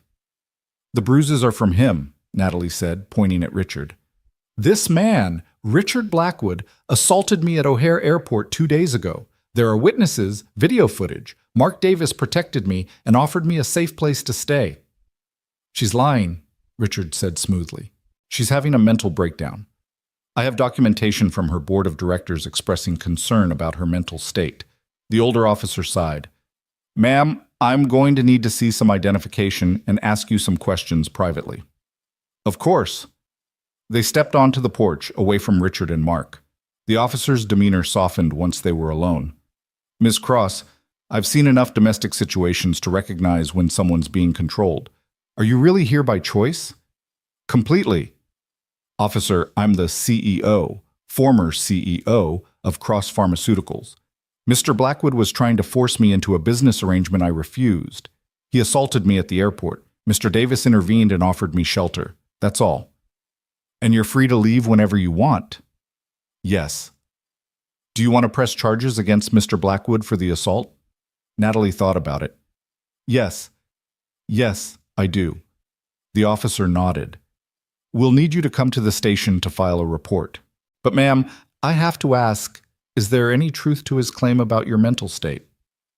I'm saner than I've been in years, officer. Walking away from a toxic situation isn't insanity. It's self-preservation. When they returned to the doorway, Richard's face had turned an interesting shade of purple. You're going to believe her? She's thrown away billions of dollars. No sane person does that. Money isn't evidence of sanity, Mr. Blackwood, the older officer said dryly. Ms. Cross, would you like to file that assault report now? This is a mistake, Richard hissed. You have no idea who you're dealing with. Neither do you, Mark said quietly. He'd been silent throughout, but now he stepped forward. You come to my home, threaten my family, try to use the police as your personal enforcement. That ends now. Your family? Richard laughed harshly. She's not your family. She's a billionaire slumming it for attention. That's when Lily stepped out from behind Mark, still in her dinosaur pajamas, Mr. Elephant dragging on the ground. She is to our family, Lily announced with 6-year-old certainty. Family isn't about blood or money or any of that stuff. It's about who shows up. Miss Natalie showed up. The younger officer tried to hide a smile. Richard looked at the child like she was speaking a foreign language. Officers, he said, trying to regain control. Surely you can see. What I see, the older officer interrupted, is a woman with visible injuries who says you caused them. What I see is you making false reports to law enforcement. What I see is harassment. Mr. Blackwood, I suggest you leave now, or you'll be coming to the station too, in handcuffs.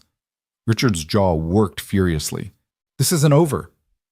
Yes, Natalie said firmly. It is. After Richard left and Natalie had given her statement to the police promising to come to the station later to file formal charges, the house felt oddly quiet. Lily had gone back to bed declaring the whole thing boring grown-up stuff. Mark made coffee while Natalie sat at the kitchen table, her hands shaking slightly. You okay? He asked, setting a mug in front of her. I just declared war on one of the most powerful men in corporate America. No, you declared independence. There's a difference. Her phone, which she'd finally turned on, showed 127 missed calls, 89 text messages, and 42 emails marked urgent. She scrolled through them without reading, then did something she'd never done before. She deleted them all without looking. That felt good, she admitted. Deleting without reading is severely underrated, Mark agreed. I do it with bills sometimes. They always send another one anyway. Despite everything, she laughed. Your approach to financial management is questionable, says the woman who just walked away from billions. Fair point. The morning sun streamed through the kitchen window, illuminating the ordinary beauty of the space. The coffee-stained recipe cards held by magnets, the plant on the windowsill that needed water, the crayon marks on the table that hadn't quite been scrubbed away. I should find somewhere else to stay, Natalie said suddenly. Richard knows where you live now. He'll make your life hell. Let him try. Mark, you don't understand.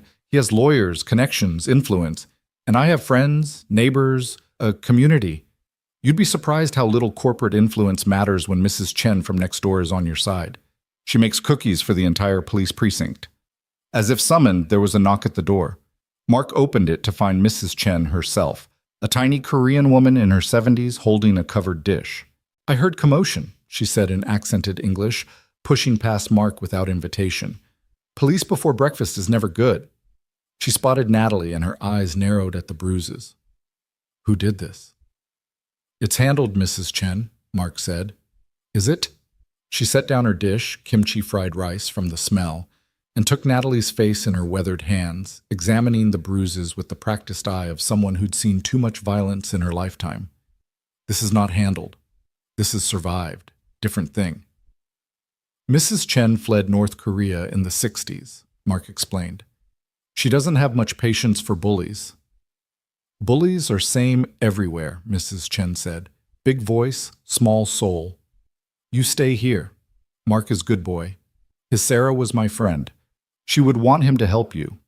I don't want to bring trouble. Mrs. Chen waved dismissively. Trouble comes anyway. Better to face with friends than alone. She patted Natalie's cheek gently. You eat. Too skinny. Stress makes the body eat itself. After she left, Mark heated up the fried rice.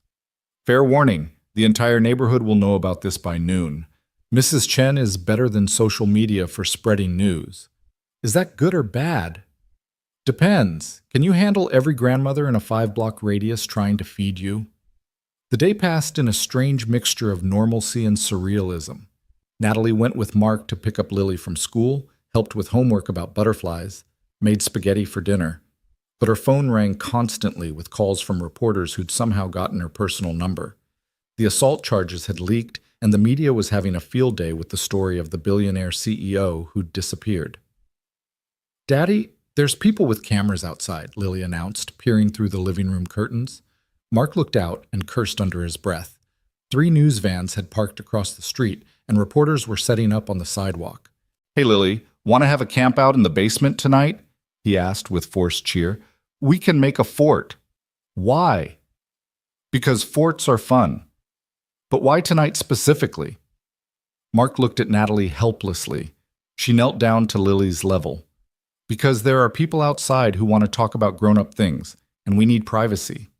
It's like when you want to keep a secret. Sometimes you need a special place. Lily considered this. Will there be popcorn in the fort? Absolutely. Then okay. They spent the evening in the basement, which Mark had partially finished as a playroom. Lily directed the fort construction with the seriousness of an architect, using every blanket and pillow in the house. They ate popcorn and told stories and pretended the world above didn't exist.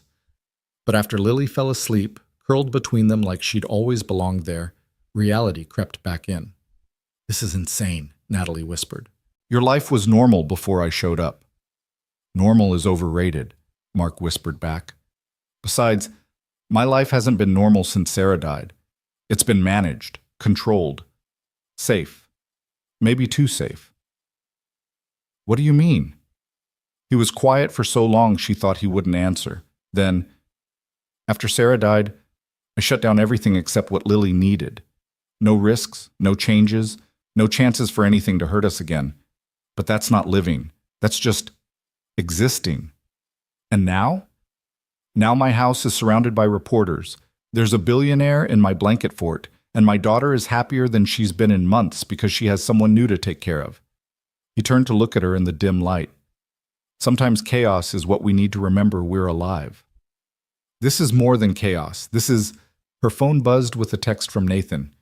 Turn on channel 7, now. Mark found a small TV in the corner, keeping the volume low. Richard's face filled the screen, standing outside Cross Pharmaceuticals' headquarters, looking every inch the concerned executive. Deeply worried about Miss Cross's mental state, he was saying. She suffered a complete breakdown, abandoned her responsibilities, and is currently being manipulated by unknown parties. The board has no choice but to remove her as CEO for the good of the company and our shareholders. That bastard, Natalie breathed, but the reporter wasn't buying it. Mr. Blackwood, what do you say to allegations that you physically assaulted Ms. Cross at O'Hare Airport? We've obtained security footage that appears to show Richard's composure cracked. That's taken completely out of context. The screen cut to grainy but clear footage of Richard striking Natalie, her falling to her knees, Mark stepping in. The anchor's voice narrated, Chicago police confirmed that assault charges have been filed against Richard Blackwood, interim CEO of Cross Pharmaceuticals. Meanwhile, questions arise about the hostile takeover of the company and allegations of forced marriage arrangements with foreign investors. Mark turned off the TV. Well, that's something. He'll spin it. He always does. Maybe. But the truth has a way of outlasting spin. Natalie's phone rang. Her personal lawyer. Ms. Cross, I'm sorry to call so late, but you need to know the board held an emergency vote. You've been officially removed as CEO. I expected that. But here's the interesting part. 3 board members voted against it and have since resigned in protest. They're willing to testify that Richard has been planning this coup for months, long before your father's death. Natalie sat up straighter. What? There's more. We've been contacted by someone from the Sakamoto Corporation. They're claiming Richard misrepresented the marriage arrangement, that they were told you were fully consenting. They're pulling out of all negotiations and considering legal action against him for fraud. After she hung up, Natalie relayed the information to Mark. Sounds like Richard's empire is the one crumbling, he observed. It doesn't matter. The damage is done. The company will probably collapse, jobs will be lost. Hey, Mark touched her shoulder gently. You can't save everyone. You said that yourself. I know, but no buts. You made a choice to save yourself. That's not selfish. That's necessary. Lily stirred between them, mumbling something about butterflies. They both fell silent, watching her sleep. She's incredible, Natalie whispered. She's been through more than any kid should have to. But she chose joy anyway. Every day she chooses it. How? I don't know. Grace, maybe. Or just the wisdom of being 6 and knowing that tomorrow always comes with new possibilities. The basement was warm and close, filled with the sound of Lily's breathing and the distant murmur of reporters outside. Natalie found herself studying Mark's profile in the dim light, the strong jaw, the lines around his eyes that spoke of both laughter and pain, the careful way he adjusted the blanket around his daughter. What? He asked, catching her staring. You're not what I expected. What did you expect? I don't know.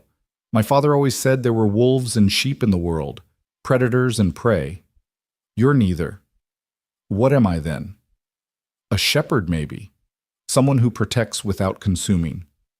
That's poetic for a CEO. Former CEO, current blanket fort resident. He smiled, and something in her chest fluttered, a feeling she'd thought her father had trained out of her long ago.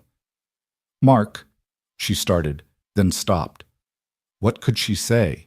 That in 3 days he'd shown her more kindness than she'd experienced in years? That his daughter had taught her more about resilience than any business school?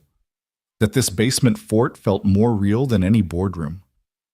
I know, he said quietly. It's too fast, too strange, too everything. But Natalie, life doesn't wait for perfect timing. Sarah taught me that. We had 2 years when we should have had 50. But those 2 years were worth everything because we didn't waste them waiting for someday. What are you saying? I'm saying that when you're ready, if you're ever ready, we'll be here.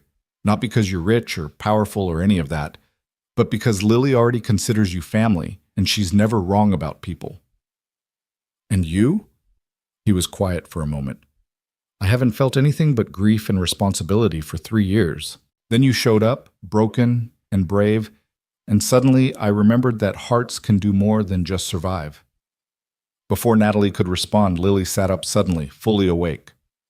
The reporters are still there, she announced, as if she'd been monitoring them in her sleep. Yeah, kiddo, they'll probably be there tomorrow too. That's dumb. Don't they have homes? They're doing their jobs. Lily considered this. Their jobs are dumb. She looked at Natalie. Are they here because of you?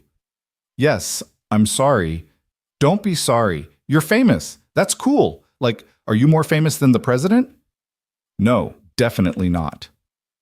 More famous than Taylor Swift? Not even close. Oh, well, still cool, I guess. Lily snuggled back down between them. Can we live in the fort forever? Forts aren't forever, baby, Mark said gently. But the feeling is, Lily said with certainty, the fort feeling. Safe and together and warm. That's forever, right? Natalie felt tears prick her eyes. Yes, she whispered. That's forever. The next morning came too soon, with sunlight streaming through the basement windows and the sound of even more commotion outside. Mark went up first to assess the situation, returning with a grim expression. It's a circus out there, reporters, photographers, and… Natalie, your stepbrother is on the front porch. Nathan stood outside looking haggard, his usual polish replaced by stubble and wrinkled clothes. Jesus, Nat, he said when she opened the door. I've been calling for hours. My phone was off. Can I come in? The vultures are circling. Once inside, Nathan collapsed on the couch. It's chaos. Richard's been arrested for assault. The board is in full panic. 3 major investors have pulled out. The stock price has dropped 40%. Nathan? But here's the thing. Some of the employees are organizing. They're protesting Richard's takeover, demanding new leadership. They want you back. I'm not going back. I know. But Nat, you could recommend someone. Help transition. Save some of what Dad built. She thought about it, about the researchers who dedicated their lives to finding cures, the employees who'd worked honestly despite the corruption at the top. There's Dr. Martinez, she said finally. She runs our research division. She's brilliant, ethical, and the employees trust her. Would she take it? If the board gave her real power to reform things? Maybe. Nathan nodded, already pulling out his phone. I'll make some calls. I still have influence with some board members. While Nathan worked his phone in the kitchen, Natalie found Lily in the living room, carefully drawing at her little table, deliberately ignoring the chaos outside. What are you drawing?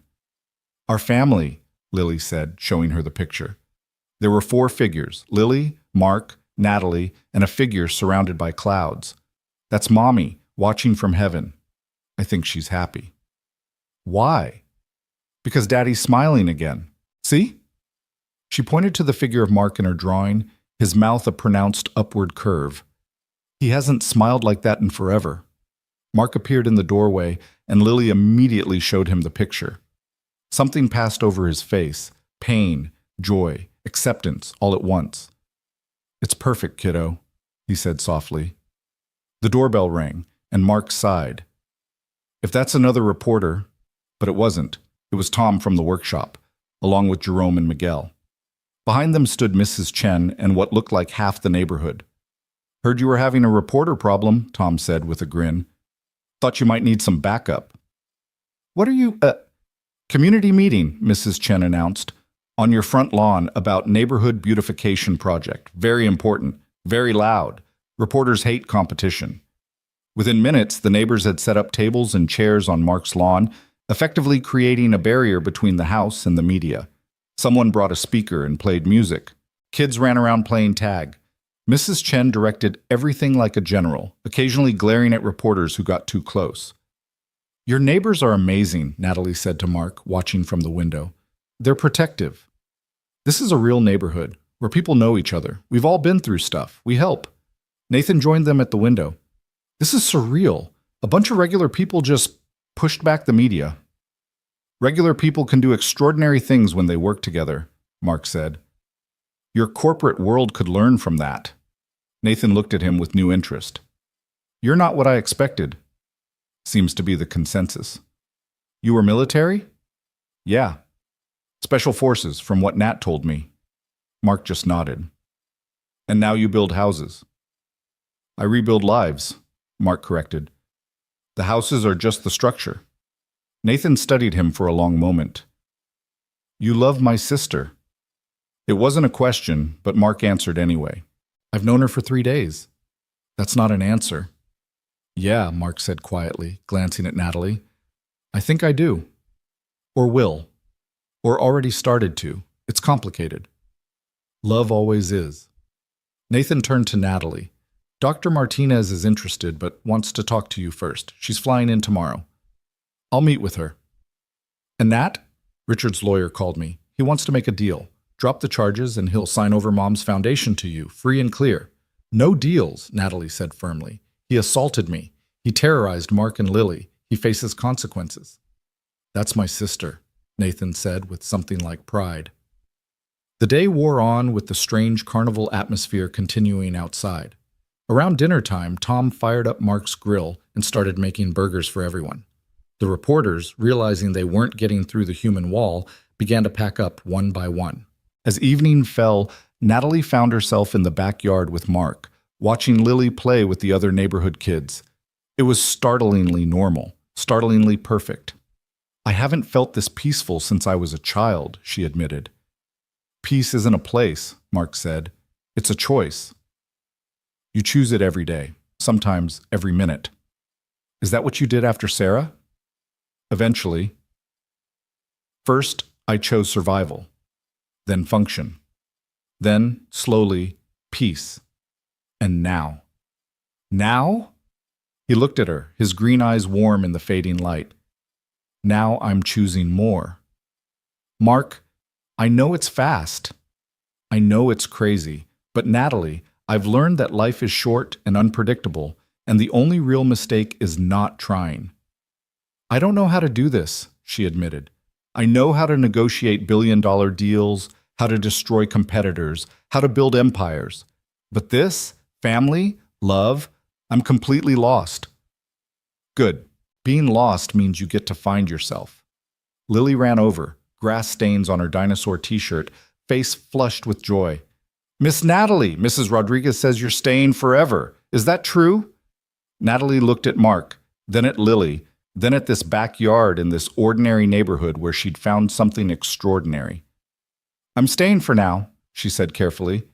"Is that okay?" "More than okay." Lily hugged her fiercely.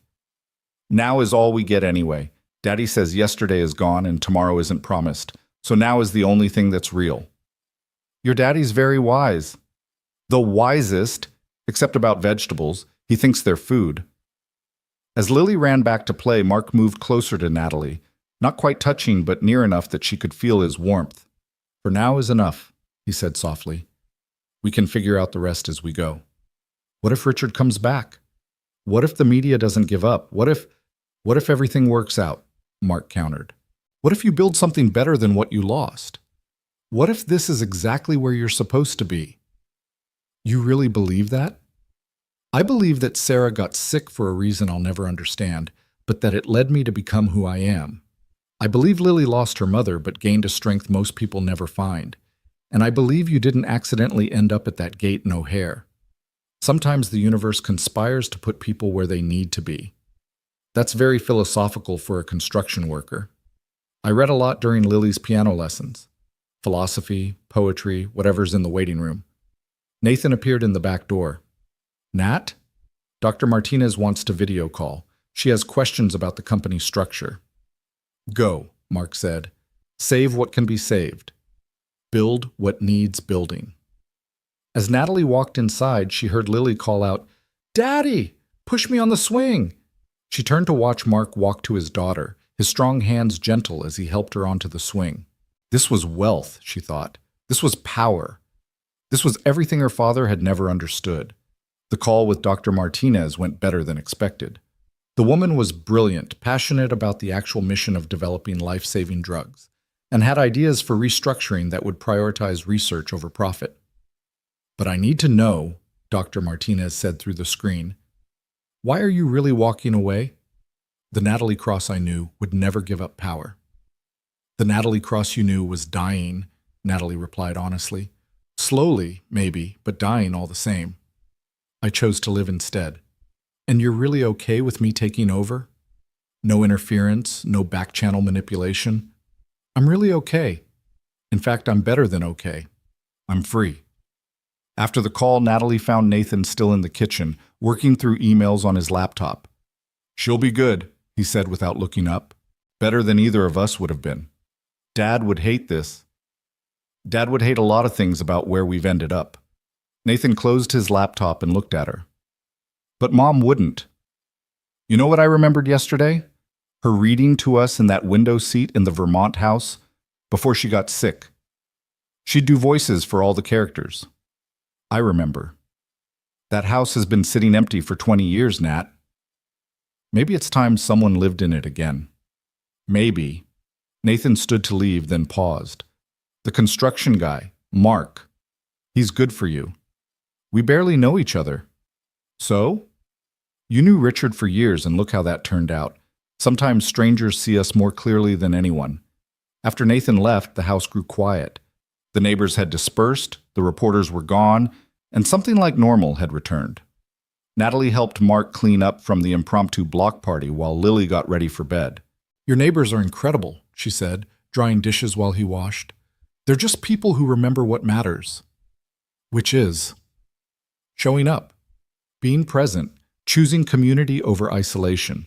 He handed her another plate. "You did that today. Helped save your company without needing to run it. That takes strength." Or weakness. "Maybe I'm just running away." Mark stopped washing and turned to her, suds still on his hands. "Running away would have been disappearing without a trace. What you're doing is walking towards something new. There's a huge difference." Before she could respond, Lily appeared in her pajamas. "Story time." They followed her upstairs, where she insisted Natalie sit on one side of her bed and Mark on the other. She handed Natalie a worn book, The Velveteen Rabbit.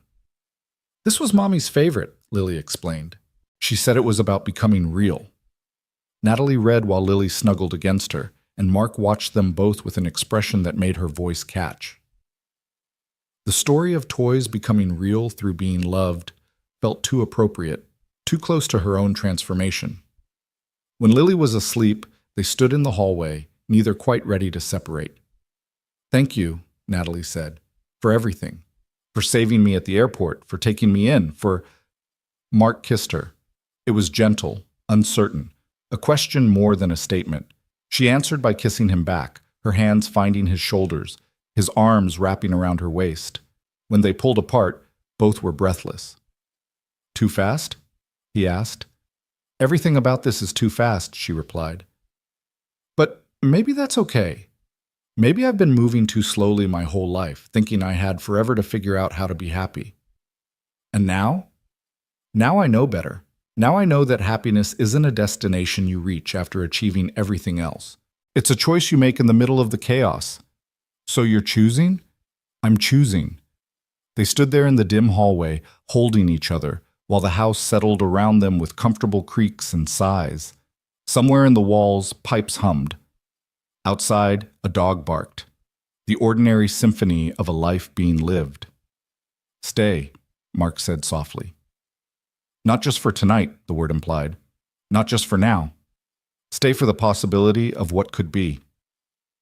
"Okay," Natalie whispered. That night, she didn't sleep in the spare room.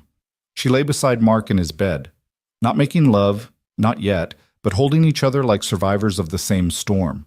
He told her about Sarah's last days, how she'd made him promise to find joy again. She told him about her mother's death, how her father had forbidden grief, demanding strength instead. "We're both haunted," Mark said into the darkness. "Maybe that's why we recognize each other. Or maybe we're both ready to stop being ghosts." In the morning, Natalie woke to find Lily had crawled into bed between them, Mr. Elephant squashed beneath her arm. "Family snuggle," Lily announced sleepily.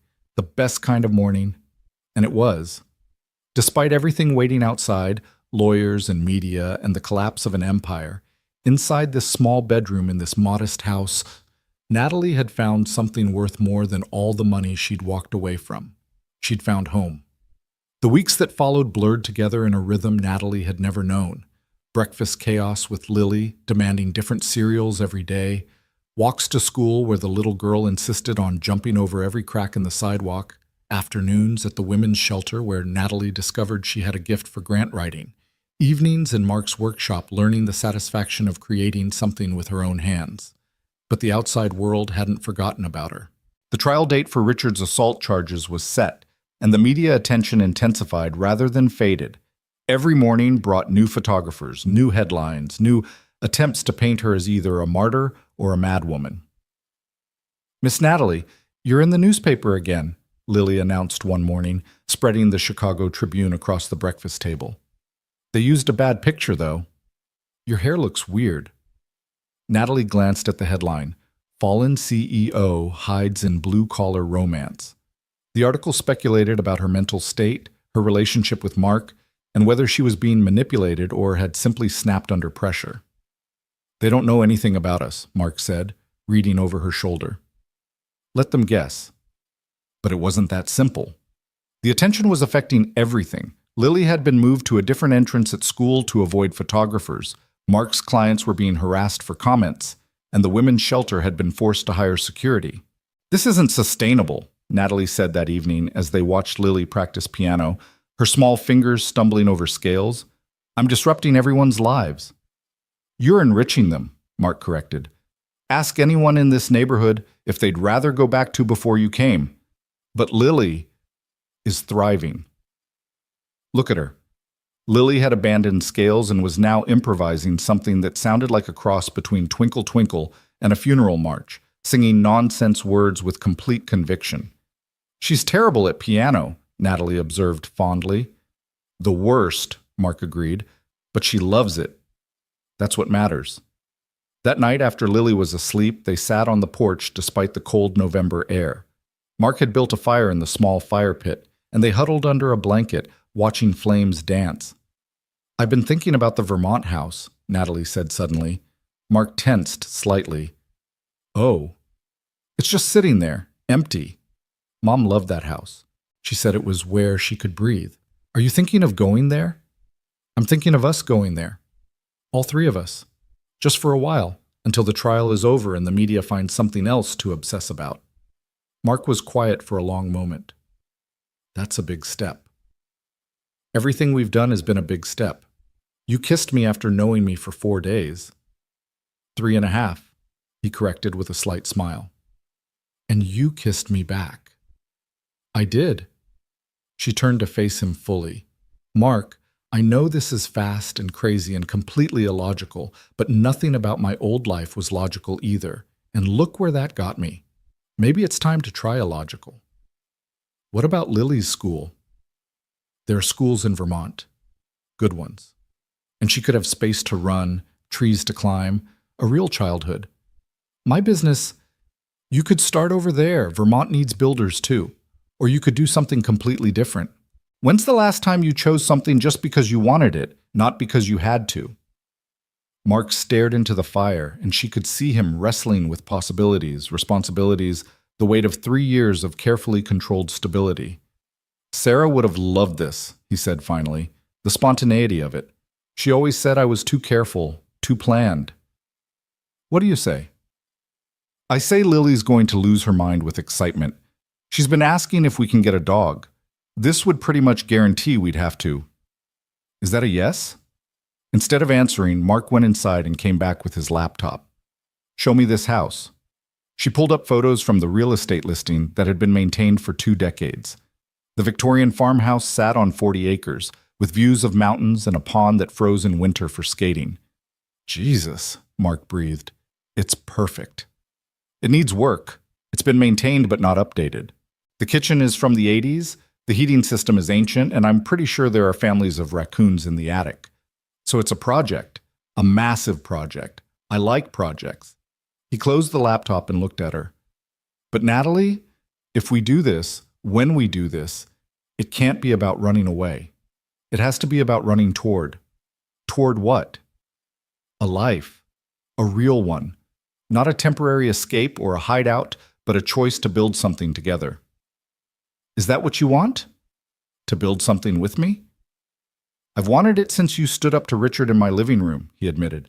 Maybe even since the airport. You were so broken and so strong at the same time.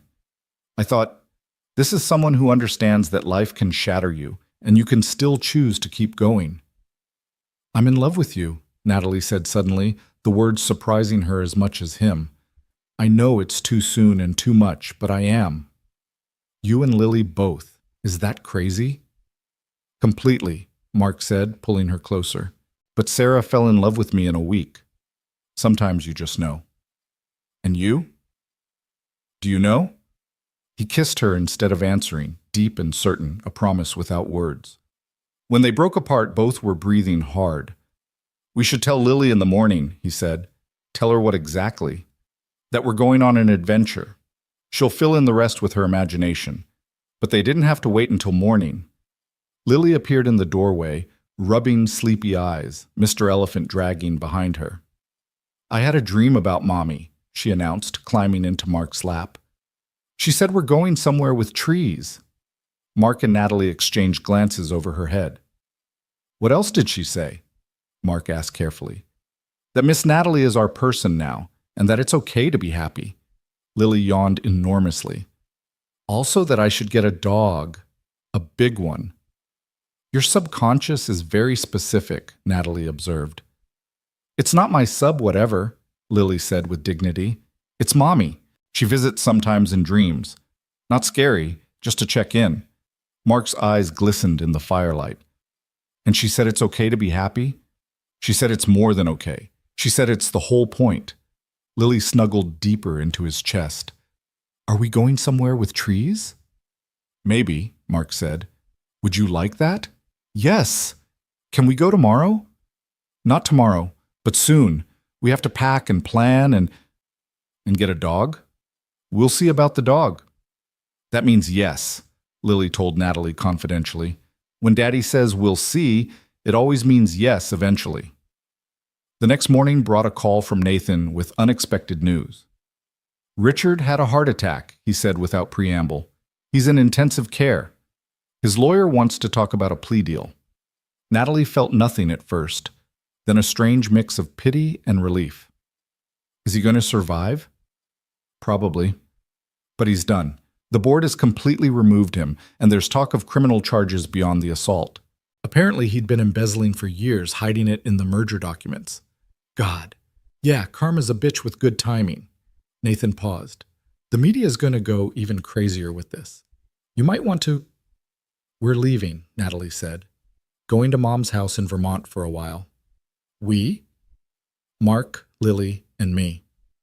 That's fast. Everything about this has been fast, but Nathan, I've been dying slowly for years. Now I'm finally living quickly. What about the trial? I'll come back for it if it happens.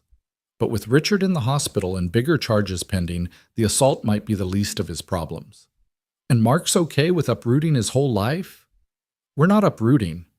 We're replanting. Nathan laughed, actually laughed. Mom would love this. You running off to Vermont with a construction worker and his kid. It's like a romance novel she would have hidden from Dad. Come visit, Natalie said impulsively. When we're settled. Come for Christmas. I haven't had a real Christmas in years. Then it's time. The next few days were a whirlwind of preparation. Mark arranged for Tom to take over his current projects, promising to return if needed. The crew threw an impromptu goodbye party at the workshop, with Jerome making a speech about how the boss finally found someone who could handle his stubbornness, and Miguel presenting Lily with a tiny tool belt for Vermont adventures. Mrs. Chen cried when they told her, then immediately began packing food for their journey. Vermont is cold, she said, as if they didn't know. You need soup.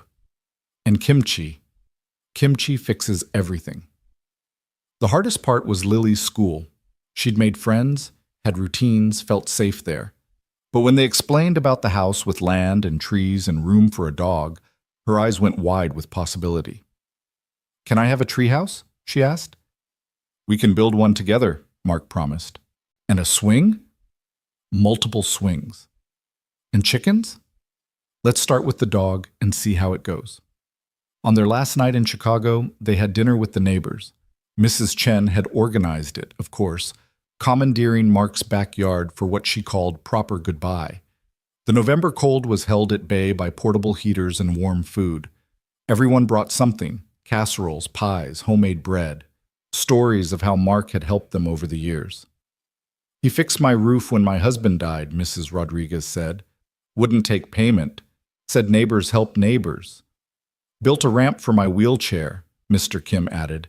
Made it look like art, not just necessity. Natalie listened to story after story of quiet kindness, of a man who'd channeled his grief into service and felt her love for Mark deepen into something beyond romance. This was a good man, genuinely good, the kind her father had said didn't exist in the real world. You take care of him, Mrs. Chen whispered to her as the evening wound down. He's been alone too long, not just without wife, alone inside. You brought him back. He saved me first, No, the old woman said firmly. You saved each other. That's how the best love works. That night, in the empty house with boxes stacked everywhere, they made love for the first time. It was tender and urgent, careful and passionate. Two people who'd been broken by life choosing to become whole together. After, they lay entwined, listening to Lily snoring softly down the hall. No regrets? Mark asked. None. You? Only that we didn't meet sooner.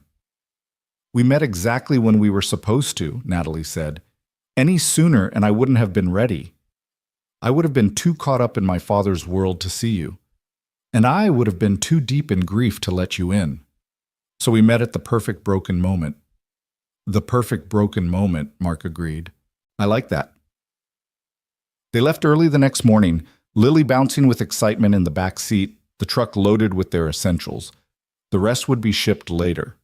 As they drove out of the neighborhood, Natalie saw Mrs. Chen standing on her porch, waving. Tom and his crew were outside the workshop, raising coffee cups in salute. The city that had sheltered her when she fell was saying goodbye. You okay?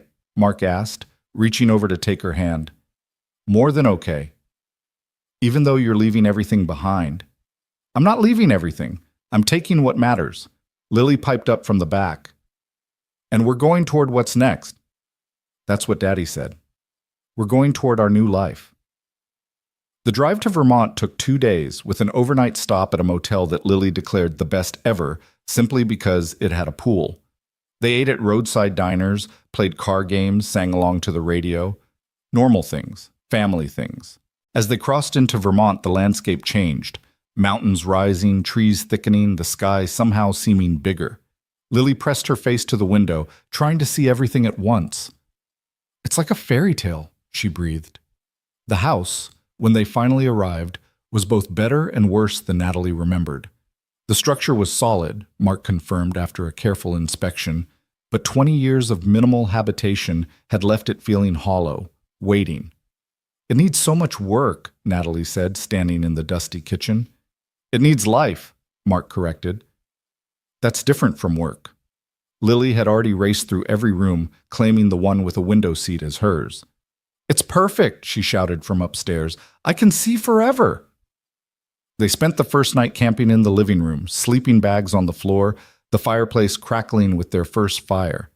Lily fell asleep between them, mumbling about tree houses and dogs and chickens. What have we done? Natalie whispered, looking around at the cobwebs and outdated wallpaper. Something brave, Mark replied. Something real. The next morning brought unexpected visitors. A pickup truck rumbled up the long driveway, and an elderly couple emerged. The Wheelers, they introduced themselves, the nearest neighbors from 2 miles down the road. We knew your mother, Mrs. Wheeler said to Natalie. Lovely woman. We've been keeping an eye on the place, making sure the pipes don't freeze, that sort of thing. Thank you, Natalie said, touched by these strangers' kindness. Town's been waiting for someone to live here again, Mr. Wheeler added, eyeing Mark with approval. You folks planning to stay? Mark and Natalie exchanged glances. We're planning to try, Mark said. Good enough, Mr. Wheeler said. You need anything? You call. That's how it works here. Also, there's a town meeting Tuesday nights. Not required, but recommended if you want to know what's what. After they left, leaving a casserole and fresh eggs, Lily danced around the kitchen. We have neighbors, and they brought food. This place is magic. Over the following weeks, the house began its transformation. Mark worked methodically, fixing the urgent things first. Heating, plumbing, electrical issues that could cause problems. Natalie painted while Lily helped by providing constant commentary and occasional artwork for the walls. The town embraced them cautiously at first, then warmly as they showed they weren't just rich city people playing at country life. Mark joined the volunteer fire department. Natalie began helping with the town's grant applications, her corporate experience suddenly useful in a different way. Lily charmed everyone at the local school, immediately becoming best friends with a girl named Emma, who also believed in fairy houses and talking animals. We did it, Natalie said one evening, standing in their newly functional kitchen while Mark cooked and Lily did homework at the table. We actually did it. Did what? Mark asked, stirring something that smelled like heaven. Created a life. a real one. We're still creating it, he pointed out, every day. A knock at the door interrupted them. Natalie opened it to find Nathan standing there, looking uncertain and holding an expensive bottle of wine. "You actually came," she said, hugging him. "You actually invited me." He looked around, taking in the comfortable chaos, the warmth, the life. "This is different from what I expected." "Uncle Nathan!" Lily shrieked, though she'd only met him twice. "Come see my room." "I have a reading nook now. Daddy built it." As Nathan was dragged upstairs, Mark moved beside Natalie. "Uncle Nathan?" she decided. "Apparently we're all family now." "All of us?" "Every messy, complicated, beautiful bit of us." That night, with Nathan sleeping in the guest room and Lily finally convinced to go to bed despite the excitement, Natalie stood at the window watching snow begin to fall. Their first Vermont snow. Mark wrapped his arms around her from behind. "Regrets now?" "None. Ever. Even though you're living in a work-in-progress house in the middle of nowhere with a construction worker and his daughter." She turned in his arms. "I'm living in a home we're building together with the man I love and the daughter I already think of as mine. That's not nowhere. That's everything." "Marry me," Mark said suddenly. "What?" "I know it's too soon. I know we should wait, but Natalie, I've learned that life doesn't wait. Sarah taught me that. You taught me that again. So marry me, not today, not tomorrow, but soon, when you're ready, if you ever are." "I'm ready now," she said, surprising herself. "I've been ready since you stood up to Richard in your living room, since Lily offered me unicorn Band-Aids, since you chose to help a stranger when everyone else just watched." "Is that a yes?" "That's an absolutely yes." They were married 3 weeks later, on the winter solstice, in their own backyard with the mountains as witness. Nathan walked Natalie down the makeshift aisle, while Lily threw flower petals with wild abandon. Mrs. Chen had driven all the way from Chicago, declaring that she wouldn't miss it for anything.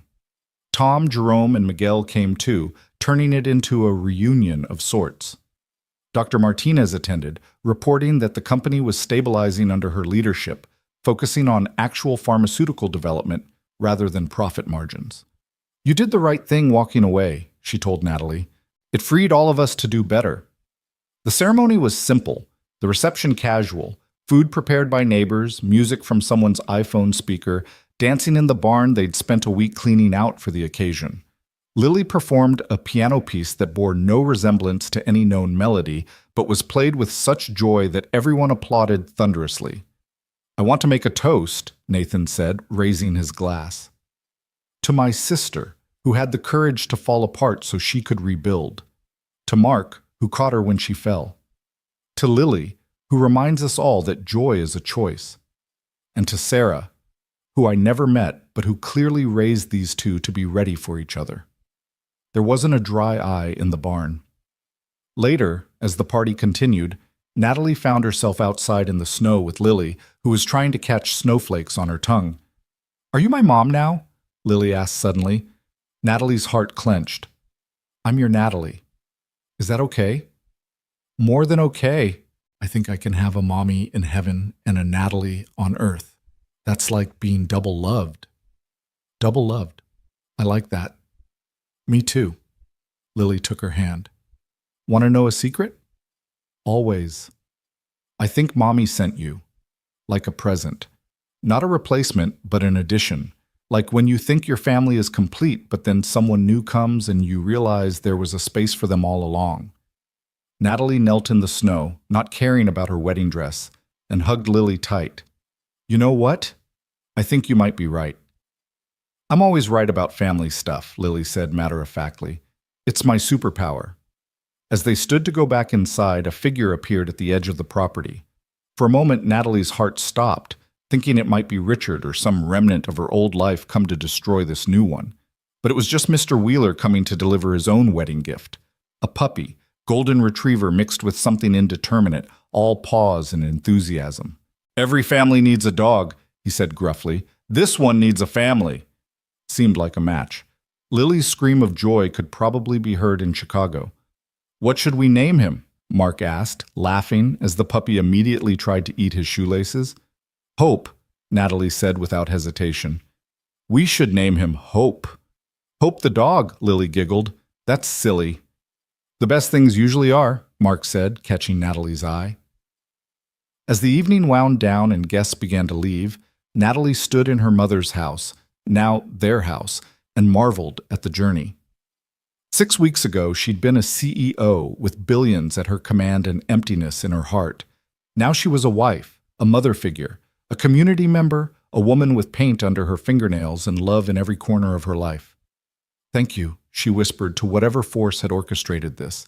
Fate, chance, Sarah's spirit, her mother's, or just the beautiful chaos of life itself. For what? Mark asked, coming up beside her. For catching me when I fell. Thank you for being brave enough to fall. Thank you both for talking too much when people are trying to sleep, Lily called from upstairs, and they laughed. Outside, snow continued to fall, covering the world in fresh white, making everything new. Inside, their chosen family settled into their first night as official, legal, real. The puppy snored on Lily's bed despite rules about dogs and furniture. Nathan stayed up late fixing the ancient coffee maker with surprising skill. Mark and Natalie held each other in their room with its drafty windows and creaking floors, perfect in its imperfection. So this is happiness? Natalie murmured against Mark's chest. This is happiness, he confirmed. Messy and complicated and absolutely real. I love our life. I love our life too. Somewhere in the walls, probably the attic, something scurried, those raccoons they'd have to deal with eventually. The furnace made a concerning noise they'd need to investigate. The kitchen faucet dripped with rhythmic persistence. But wrapped in Mark's arms, listening to Lily singing to the puppy, knowing Nathan was downstairs probably judging their coffee maker choices, Natalie felt wealthier than she'd ever been as CEO. This wasn't the life her father had planned for her. It wasn't the life she'd planned for herself. It was better. It was chosen. It was theirs. And in the morning, when Lily burst in with the puppy and announced that Hope had eaten one of Mark's work boots and was anyone going to do anything about it, when Nathan emerged looking for decent coffee and declaring Vermont aggressively rustic, when Mark started making pancakes while discussing plans to renovate the barn into a workshop, when Mrs. Chen called to check in and ended up video chatting with Lily for 20 minutes about the puppy, Natalie knew with absolute certainty that she was exactly where she belonged. Not because it was perfect, but because it was real. Not because it was easy, but because it was worth it. Not because it made sense, but because love rarely did. Hey, Mark said, catching her staring at him with what was probably a dopey smile. You okay? More than okay, she said, stealing a bite of pancake batter despite his protests. I'm home. Yes, he said, kissing her while Lily made exaggerated gagging noises, and Nathan muttered about newlyweds and Hope barked at absolutely nothing. You're home. And she was.